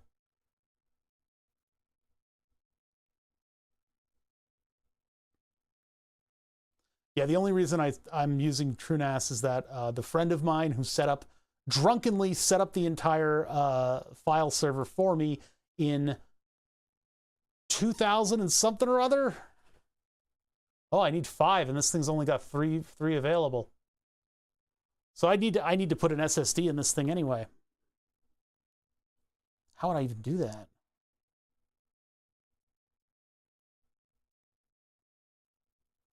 Huh. I do have an SSD that I could flip over to this thing, which is 500 gigabytes. And that would have to go into the file server. What about, well, we upgraded to 13. I don't think it would be a great idea to try to run the jail right now and see if that actually works. You know, I wanted to do this project, but it turns out all of the information that I had about how to do the project was outdated, and it's only 2 years old. So, I don't know. Only 30 gigabytes free on the entire thing, too. Jails. Node-RED is 12.4 release P9. Let's just try to make a new one. And we'll call this one Node Quick Test.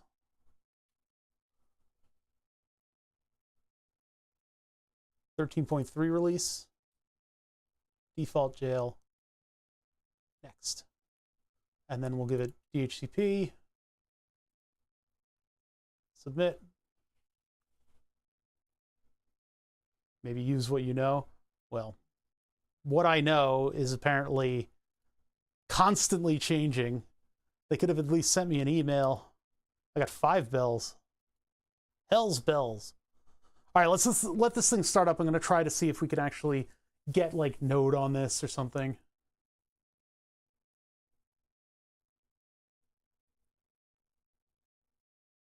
I tried going from not knowing anything to setting up a cluster with multiple machines for some reason. Oh, that's jumping into the deep end. Calling fetch. 13.3 release missing. So this is what I'm talking about. I guess the latest version that it thinks that it can use is so outdated that where it's trying to pull data from is gone, which is insane to me. So this is part and parcel of the whole thing. I guess I'll need to go get an SSD and throw it into this machine and put the what do I need to do? Should I think the thumb drive is from an internal USB, and I think I made a little adapter for it. But I can just unplug that, plug it into a regular computer, and would I need to image it in some way to the new... I'll have to look this up. There's probably a tutorial somewhere that tells you how to do it. More than likely. It's just this is the last straw right here. It's like, wait, I can't create a jail. I have absolutely no idea what there's. Everything is missing.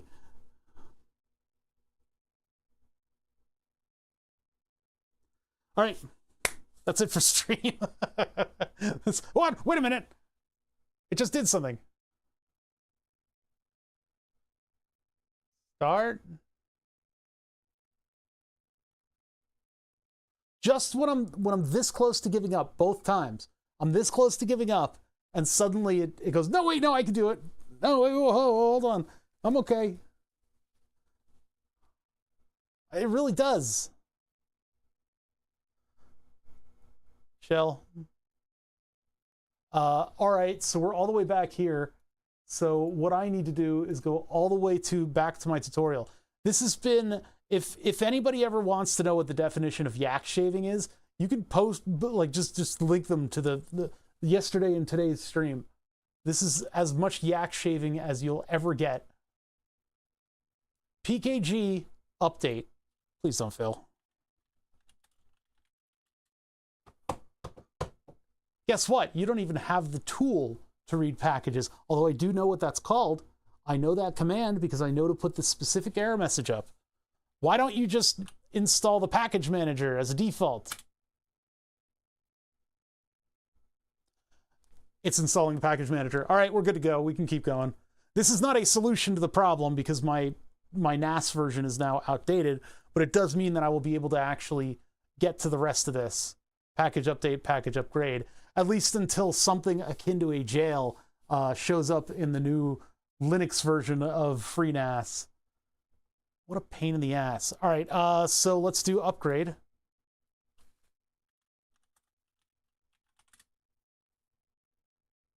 Oops. PLG. PKG.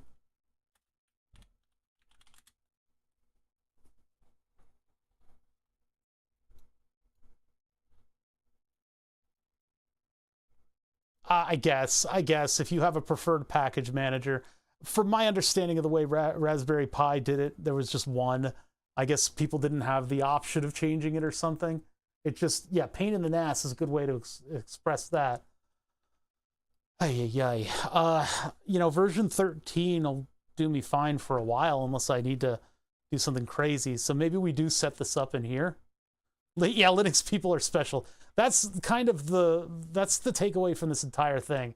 I can't believe how, like, they just move on and they don't have anybody thinking about the previous versions because everybody has to use the latest version. And so if you're midway through that chain, because you're not, you know, you don't have a TrueNAS t-shirt, you're not like the #1 fan of the software, you're using it and it's functional, it's fine. But nobody thinks to, like, you know, throw a bone out to those previous versions to help you get yourself out of a trench that you've now dug yourself into. Your packages are all up to date. That's good to know. So now package installed nano. PKG install nano. Proceed with this action. Yes. The only Linux shirt I have is a Red Hat one. I had a free DSL shirt, and it was one of my favorite shirts. because FreeDSL was the service where they would play ads and you would get free internet. They were going to give you a free internet service for just looking at an ad every now and then.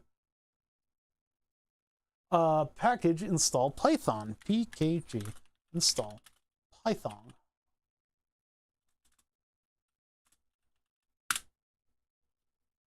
Proceed, yes. Boop, boop, boop, boop, boop, boop. We're still going to step on a rake. There's still a very big rake here, and that would be installing Node. This one has package install Node 8, and it's doing it www/node8 npm node 8, because this is from 2017.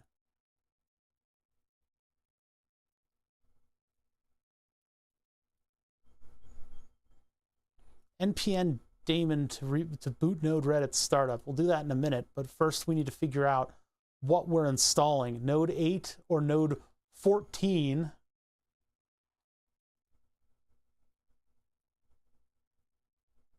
I have a free serve CD of free internet on my bench. What? Free internet? Those magazine cover CDs, man. Demo Disc was one of the greater shows on the internet. I don't know how many people are familiar with Demo Disc, but that was from the golden era of Funhouse. What a great show. And it was just whatever demos you could find, we'll play and make fun of. And so you get all these utterly ridiculous games that are not quite finished yet too. Package install www/node14. Whoops. No packages available. Install while www/node14. Well, this is Node 8, but the latest Node-RED is Node 14, so I'm not quite sure what that means. This would be...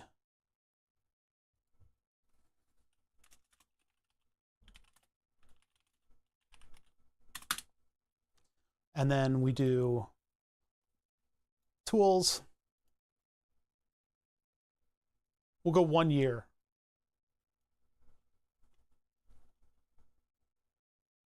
Shoe charts to Jailmaker. What? What does that even mean?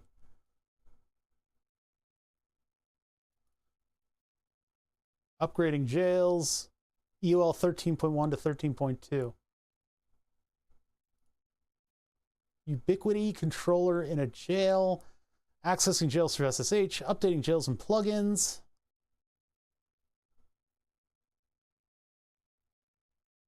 This feature is untested and provided without support.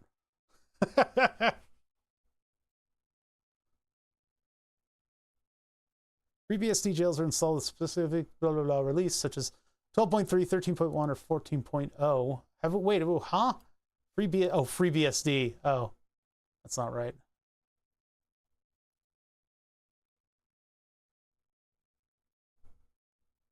.10 is the latest Node version. Okay, so it's the Linux thing was different.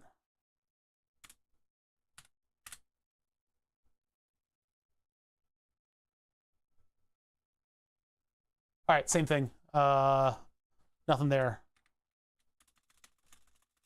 Do I just do Node?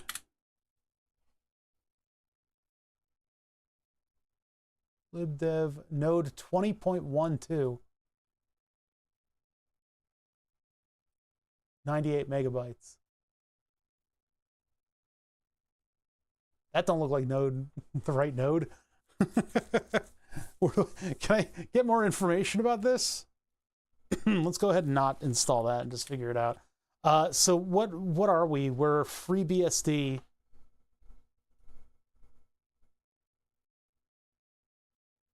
Trumpet and Windsock. I kind of remember those a little bit. FreeBSD Node-RED.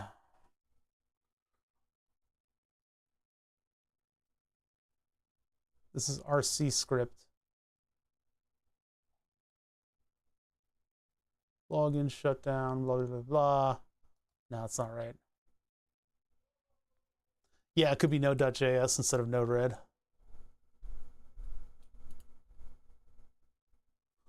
How to install Node-RED on FreeBSD, latest. It's funny that you would put that there because it does not appear that this is the latest, even though it was updated within the last year. Package install Node. Node JavaScript. Oh, I guess we need it anyway. I guess we needed that anyway. Yes.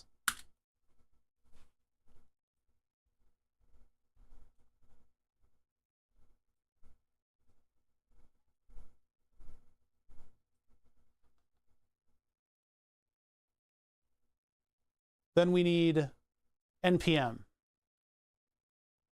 Oh, it's still going.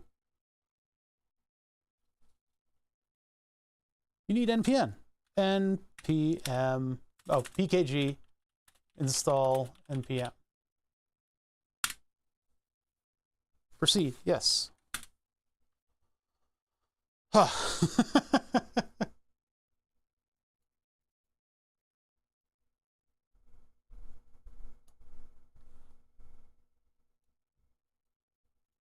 Okay, this font looks really weird when it's bigger. It's kind of hard for me to... Anyway, npm and then npm install unsafe perm... What? You can proceed to install Node-RED by running the following command. Copy. Close. What was it again? Or is this telling me? Control insert, shift insert. So shift insert. Ah, that worked. Hey, at least in the insert button doesn't do like a totally damning thing. TrueChart sounds like it's something that like you'd run at a hospital. Go into the TrueChart system and get your patient's data.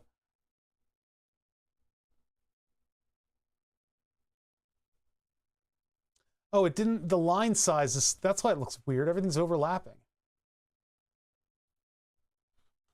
And then to start Node-RED, do the following command. In this case, what I'd like to do, new minor version of npm is available, changelog, GitHub, run npm install g blah blah blah to update. Okay, well, I just ran the base code and you're already telling me that I need to update stuff.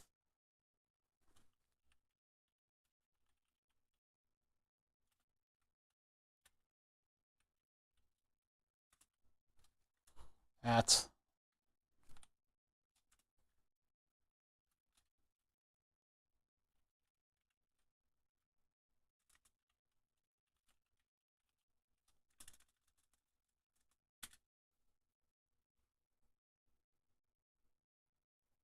TrueChart sounds more like a sailing thing. I think there is something like something chart that hospitals actually use. Okay, so we're here. Now I need to get this to run every time the server starts. So I need to npm install g pm2. This stuff is like npm install g pm2. What we've done is we've ignored the fact that I don't have the latest NAS system OS because they've run over to Linux. My chart. Yep, that's exactly it. That is exactly what I'm thinking about. 13 packages or blah, blah, blah, blah, blah, blah, blah. For details. All right. So what we've done is we've completely ignored the fact that I should be moving the whole TrueNAS system over to Linux because I missed the train on that one. I don't know what the hell happened there. It just within the past 2 years, which seems like an unreasonably short amount of time for something like this to completely change. I missed version 13 by like a month. And then everybody moved on, and they moved on so hard that they're now in a different operating system. And I'm just sitting here like, hey, you guys, is anybody still here? And apparently nobody has dealt with my issue to the scale that I'm dealing with it right now because they're all freaks that keep super duper updated. Freaks, the lot of them. So I'm on the last stable release of TrueNAS under Unix or whatever the fuck it's called. Linux would be fine. I think that would be perfectly fine. But some of the functionality is different there. It's not quite, it doesn't quite have jails. So I am running off of old data, old stuff. Oh, I'm going to have to change the cost of the mega emotes. Trying to ask ChatGPT so I can get it wrong. Like we're crawling our way into the functionality that I thought I would have. The only concern that I have is that this stuff isn't like just change it, like changing it on this fundamental way. Like if I had burned the subs running and they moved over to Linux and there's no longer jails, what am I supposed to do? What am I supposed to do? I got to change all the plugins. I got to change burn the subs. I got to change all this stuff and get it functioning and running. So I'm a little concerned about moving ahead from where we are right now because it's still leaving it in Unix. But hi, Celia Russell. I didn't say hi. Moving forward with the Unix stuff where I won't have a jail that I can run stuff in. Like Node-RED, I wanted to exist in a little jail, and that would be fine. I mean, I could run it as a totally different instance on a Linux system. I don't know. I forget how to do that. Yeah. So I have things to figure out. If I do like a Docker system in the Linux system running off of some kind of another plugin, this is already getting too complicated, running off of some other kind of plugin, then I could have the separate instances and I could have one do Fermentrack, I could have one do Node-RED, and then I could have another one do whatever. I guess there's another type of like media server that's not Plex. I have right now, the reason I have Plex down here, that means that I can watch on the little Amazon stick, I can watch media. So I don't know how that works in a Linux operating system. Containers, yeah, LCX or Docker. No Docker on scale is really easy to set up. Can you not use Troot to facilitate? You guys not see the issue here that, like, I hate this. You guys are a living parody of yourselves. Let me read here. Scale came in 2020 or 2021, so they've been working on it for a bit. True charts is what I would... To be true charts to run Docker images. I posted an image in general stuff. It's anyway, let's the joy of self-hosting, yeah. Stupid easy to get things running in Docker, but Synology is like Apple, like Bamboo printers are like Apple. Docker desktop is super easy. Man, look, I've never used it before. I don't know what direction to go in. I don't have an informed opinion about anything. So my thought is that I should probably move to Linux before I do all this stuff and get my node running in a jail. But since this is what I wanted to do today, I didn't know that I would be facing down the obsolescence of Unix systems in favor of Linux. So I kind of want to finish what I'm doing right now, but I also think in the back of my mind, I need to install some other stuff in order to run. Do it the hard way and install Proxmox. You can do it all, even BSD.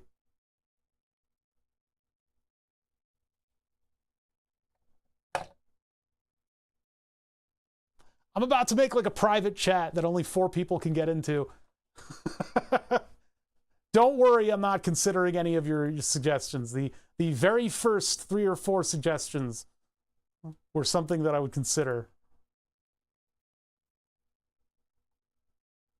The older TrueNAS was FreeBSD. Yes. No, that is correct. And I had FreeBSD. My friend set it up in like 2010. And it wasn't until 2022 for me to upgrade out of that. Well, I'm already mad. TrueNAS is still FreeBSD. It is not. It has moved over to Linux. It is now 2 different Linux things.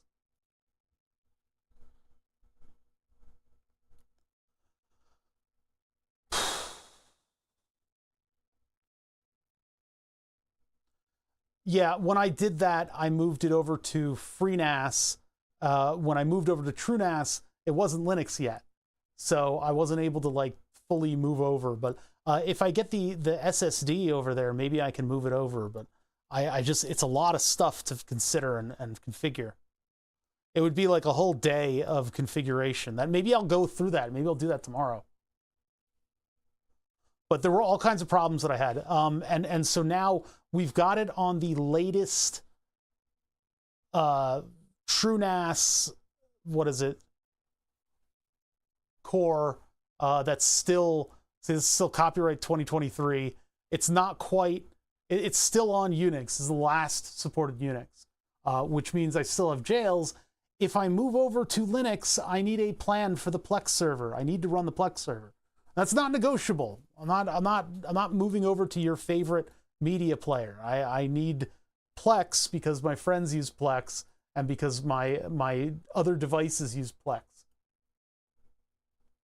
So that's the reason. It's not, I'm not moving to your favorite thing because of convenience. It's because I've got sort of other hardware that runs off of it. So I'm debating right now. I'm kind of going through the motions here. Being a streamer, I have to give you guys, you know, the unfiltered full thought train that I'm having, regardless of whether or not it's correct. Just because that's what this should be an entertaining show, and it's not. I wouldn't watch this. I wouldn't watch this. Having put this on the latest Unix version, like, yeah, I can go forward and I can do the jail and I can finish the jail and we can get that Node-RED running properly. The problem is, 4 years from now, when I go back into it, is it all gonna just fall or you know, around me? How to install Plex on TrueNAS? There you go.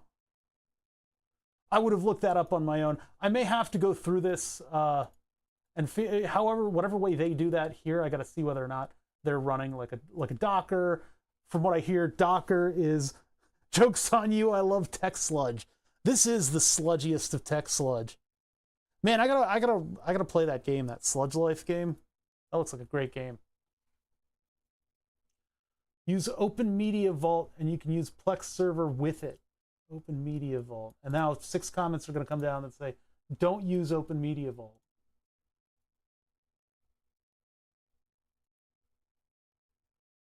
Plex is nice to use because it works, but a pain to manage and keep updated all the time. Yeah, I mean, I just kind of throw files at it and let if my friends ever complain about something, I'll fix it. But Plex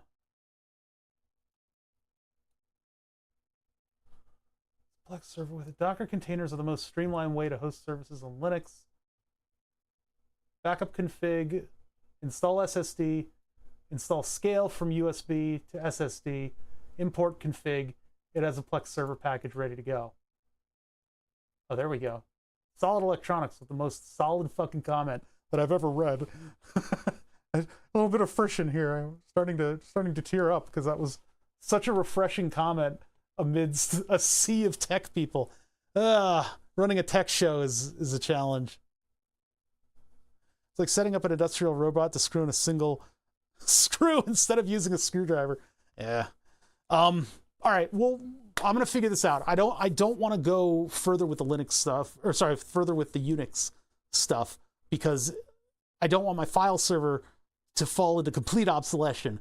I would rather move it over to Linux. Then I know all the underlying commands that I need because I've been using Linux for quite some time. I do know a little bit of Unix, but not much. Networks, Chuck did a tutorial on how to do it. Want me to share the link? If you're in the Discord, you could put it in the stream project section.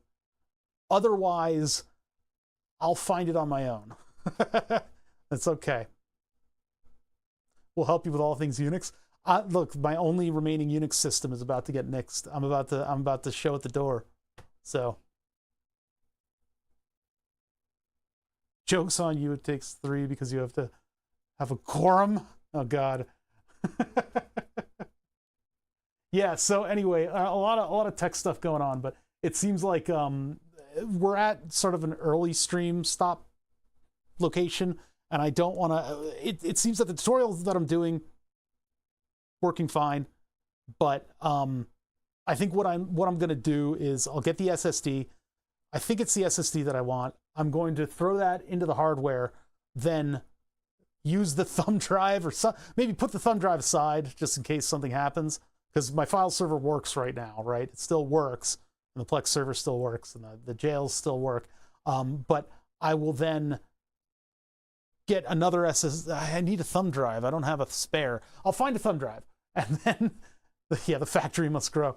I'll plug that into the computer and do all of the scale stuff, the Linux stuff.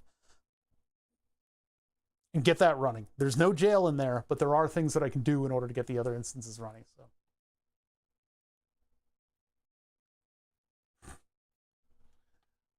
Why would you throw the SSD? You should probably just place it gently. No, I'm going to throw the SSD. It's solid state. It can take it. It can take it. It'll go 550 miles an hour right into that fucking thing. This sucks. I haven't gotten anything running. Here's my only success of the week. Here we go. Success of the week. There it is. This is the only thing we've accomplished. And this is giant man baby stuff from this printer that I bought that has a pre-fucking set configuration that just works. So there it is. This is the only thing that I've accomplished, aside from reading a couple chapters of the Bob Pease book. And it's sitting here in front of a monument to my failure in analog electronics. Yeah, cuts to nothing. No, but this I actually did succeed to. But if it did cut to just like...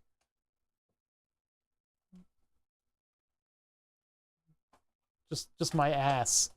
That's it. It's just cuts to my ass. Here's the only successful thing I did this week. And by the way, we can't even do that. I can show my ass as much as I want on stream, and you all can't do anything about it because we didn't succeed today. Otherwise, we would have some kind of an engine in order to set off fart noises. How many hours? How many hours did I dedicate to projects this week and still not? Oh, the print. Probably 4. I think 4. It usually is a lot less than what the slicer says, and the slicer says it was 5-ish. You can turn off our monitors. Hey, you do whatever the hell you guys want. I don't mind. But I'm still going to do my thing. Yeah, so like I printed the XO1 Power Armor. It's a model on Thingiverse, and it's standing on an Enclave base, like a very thin base. Base should have been larger, but it printed really successfully. My 3D printer is a Saturn III Ultra, so it's a little bit old, and I was able to buy it broken, but the print for the most part succeeded. In terms of broken, your mileage will vary very greatly from mine in terms of buying a broken printer. I was going to buy it because it would be a fun foil for a couple days of projects, and I would probably have had to order some parts that were expensive. The screen on the Saturn III Ultra is $130. You can get it off Alibaba for much less, but if that goes wrong with it, you're toast. The lamp is $30.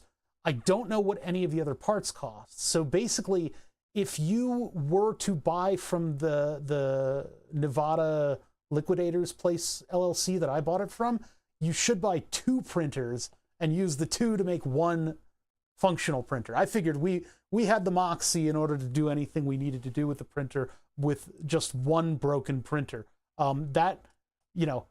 Maybe you should just go to Formlabs and buy like the whatever the next version is that's out for a couple $100 more and have it just work, because the one that I put together just happened to just kind of work. I think it was a wiring problem that made it a little glitchy with the UV lamp. Other than that, printing with resin, I have learned, is an extraordinarily messy process. It seems like you can do it very cleanly, and if you do all the steps exactly right, it will be very clean, but then you'll forget to put on a glove, or you'll tilt the plate a little bit, and it'll drizzle onto something. And then you'll clean it up, and still forget to put on a glove, and then bite your fingernail off. And when you bite your fingernail off, you'll discover that there's resin under your fingernail, and you will have eaten resin accidentally. That's my experience with resin printing. You really want to set yourself up for all the steps to happen cleanly. It'll take a little bit to get there, and until then, you're going to be washing your hands in alcohol. I hate resin. It's messy, and I hate the smell. Everything with it, yeah. But the detail you get out of it is insane, and it can be relatively clean if you set yourself up with the right materials for it. I'm not. I kind of wedged it into the shop, and it doesn't have like a staging area. I need to set up an entire staging area, like a table that has everything on it. Taste is an important factor in selecting the proper resin. It's got a very nutty kind of flavor to it that doesn't go away because it's not good. It always feels like it's never cured 100%. Mine are always semi-sticky. This does feel like it's cured. I think it's a result of this texture that we have on the layer side that makes it sort of a clouded material. It feels sort of like rubberized plastic.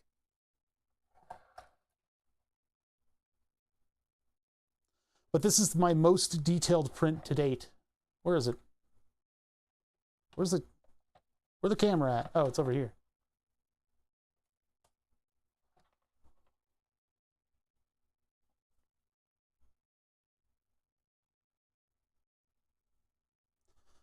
Yeah, so if I need really detailed stuff, this might be a good way to do it. It is about as strong as a CD case. It's about as strong as the plastic on a CD case.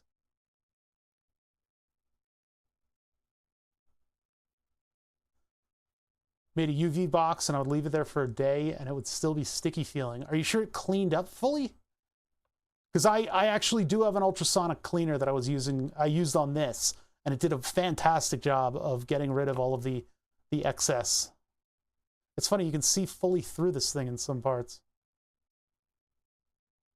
I guess they made this model from the game files. And actually the knees leaked a little bit. You can tell by the smoothness. There are clearer filaments too to use. I wanted a test of doing like a figurine on the resin printer. And as I go, I'm learning that I need to manage my process better in order to get things to print properly. It's not about the printer's ability, it's about my ability to post-process everything. Don't have an ultrasonic, put in a bath of alcohol for a while, 10 minutes.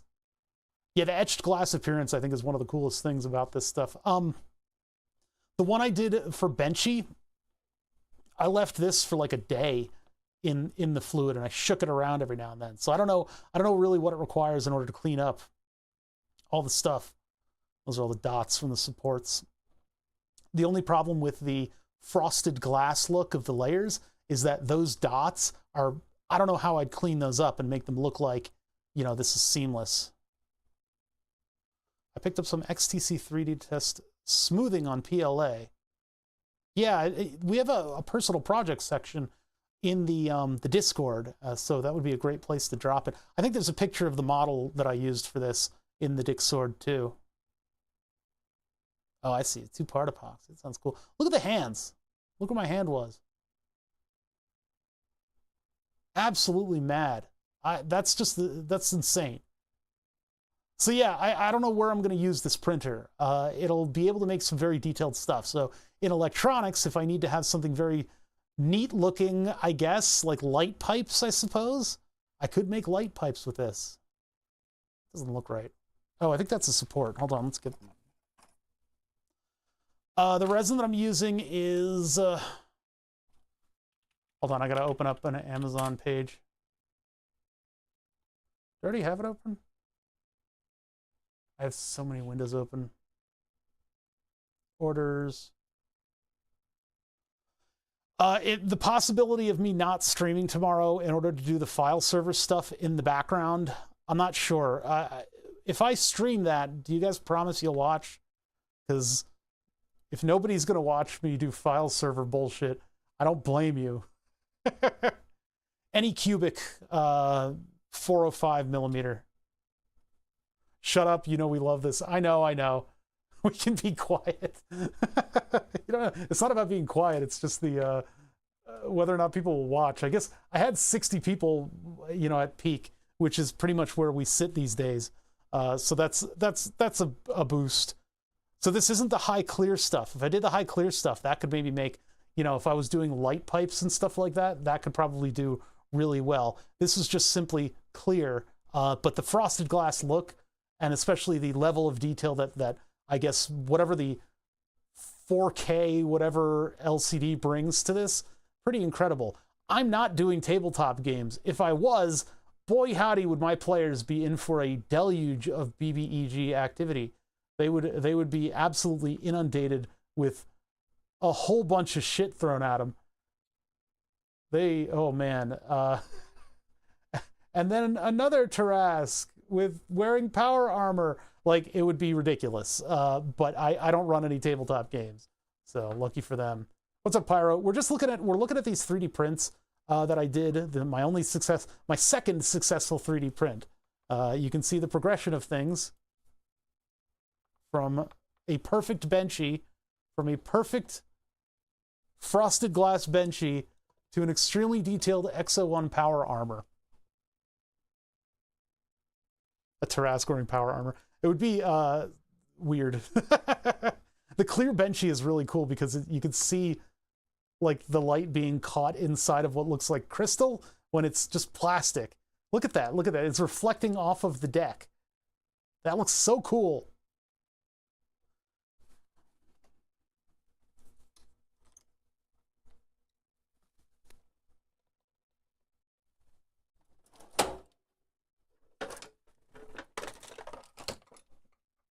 A what?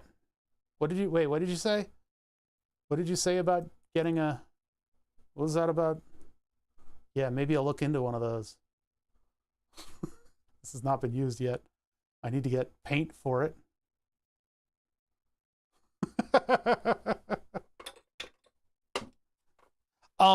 Not printing custom caps for a mechanical keyboard. Oh, that sounds that's much. That is very extra. Not extra. That's totally extra would be bad. Get to painting. I mean, we could turn this into a painting stream. We could do miniature painting. How popular are miniature painting streams? Do they get tons and tons of viewers? Is that maybe the way that I bridge to another audience segment apart from science and tech? Keycap silk screener for custom keycap. What the heck? Oh man, I don't know, man. Yeah. One thing that I did want to do is figure out how to do the conversion on the code 10 keyless so that I could use oh crap, what was that called again? Well, whatever. I could use the muxes that I use, the ones I have tons of, and a Pico Pi with the open keyboard stuff on a code 10 keyless. Put an afro on this. This is the reason that I did this is because my current playthrough of Fallout 4, I have this armor. I have the Exo-1 armor, and I've modded in all the Fallout 2 guns. So I'm basically playing Fallout 4-2, and it's kind of funny. It's hilarious being in this armor and just talking to like a shopkeeper. They're like, oh, hey, I have default voice and I'm friendly. And you're wearing like the scariest fucking armor. Anyway, people like Bob Ross. I could do monotone. Maybe we could. You have to do the bass boosted NPR voice. You got to do NPR voice. Hello, welcome to Valium. I'm currently on quite a high dose, but we can figure out how we're going to paint our Exo-1 power armor. We really want to intimidate those raiders. We want them to know that we are the last bastion of the United States government. Happy little blaster scars. False advertising. Anyway, all right, I'm done for today. I don't have anything else to do other than goof off with you guys. So we could do that in the Discord and not have to have people watching. Wireless RGB power would be cool for those that posted my Shadowbox Marvel card with its built-in on personal stuff. Yeah, you can get those wireless charging things and run stuff off it. There are other ones that you could do too. You could probably, with resin printers, you're not exactly going to stop the print and insert something. You have to give yourself those cavities to work with, but that could be pretty cool because you put your power armor down on the board and then it would the eyes would start glowing. That'd be pretty cool. Yeah, you gotta make all the little holes. Those holes are gonna be very visible though. I got my VFD PCB, EMD. I don't know. VFD PCB from JLPCB. Still waiting on the parts. Ah, that sucks. Usually the parts come way before the PCB gets there. Too much enunciation on NPR. I can't drop the Philly accent fully. Or sorry, it's not transatlantic accent. The transatlantic accent is the one that all the radio programs use. The nice thing with resin printing is that it'll take as long to print 15 as it does to do one, and the reliability of it too. I mean, this thing had no chance that it would lift off of the plate because it had such a big base on it.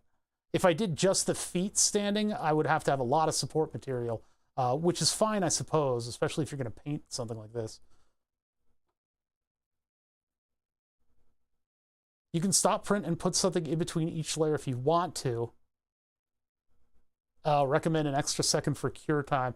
Yeah, because I guess, how would you keep that? Oh, God. No, there's too many. The level of detail of this thing, I would be concerned that I would not be able to get it aligned again, and that everything would be covered in resin. It would be terrible. Like if you get to the top of the thing and then you insert your coil, it would just be absolutely a mess. For this thing in particular, I mean, you probably want to have like an insert piece that you would do instead. That would be kind of fun though, if you could just put this on a base and then it lights up. I don't know what else you would do. I don't know what else I would print either, if I'm going to need this level of detail for anything else. And these are certainly fragile. One of the only other things that I can think that I would want to do with it is to make a screen cover for the mechanical keyboard. I mean, printing like glass, smoked glass kind of keys, that would be kind of neat too. They would light up quite a bit. All right. Anyway, it's always fun to come up with project ideas. Finishing projects is incredibly difficult, and so we're going to try to do a little bit of that. Right now, we are doing the dreaded, awful work of working on Burn the Subs, and I'm trying to get my NAS to actually be updated. It seems that the TrueNAS systems have gone through kind of a rocky road in the past 2 years. And so we're dealing with that. I'm getting there. There are tutorials that I can follow, drives that I would need to install and wipe. I'm going to do it. I'm reluctant to stream tomorrow because the nature of the beast. There's a lot of just waiting time in this stuff. So I'll think about that. I'll do a little philosophical think on that one and decide whether or not I want to do that. In the meantime, I'm going to take my corgi for a walk, and I would suggest you guys get a little fresh air too, especially if you watch this stream, because this is, holy shit, this is something else. I'll catch you guys tomorrow if I stream. If not, check out the Discord. Here's the end card. Bada bing. I learned a lot today, stuff that I didn't need to know, apparently, and I guess we're going to continue that train. So I'll catch you guys later.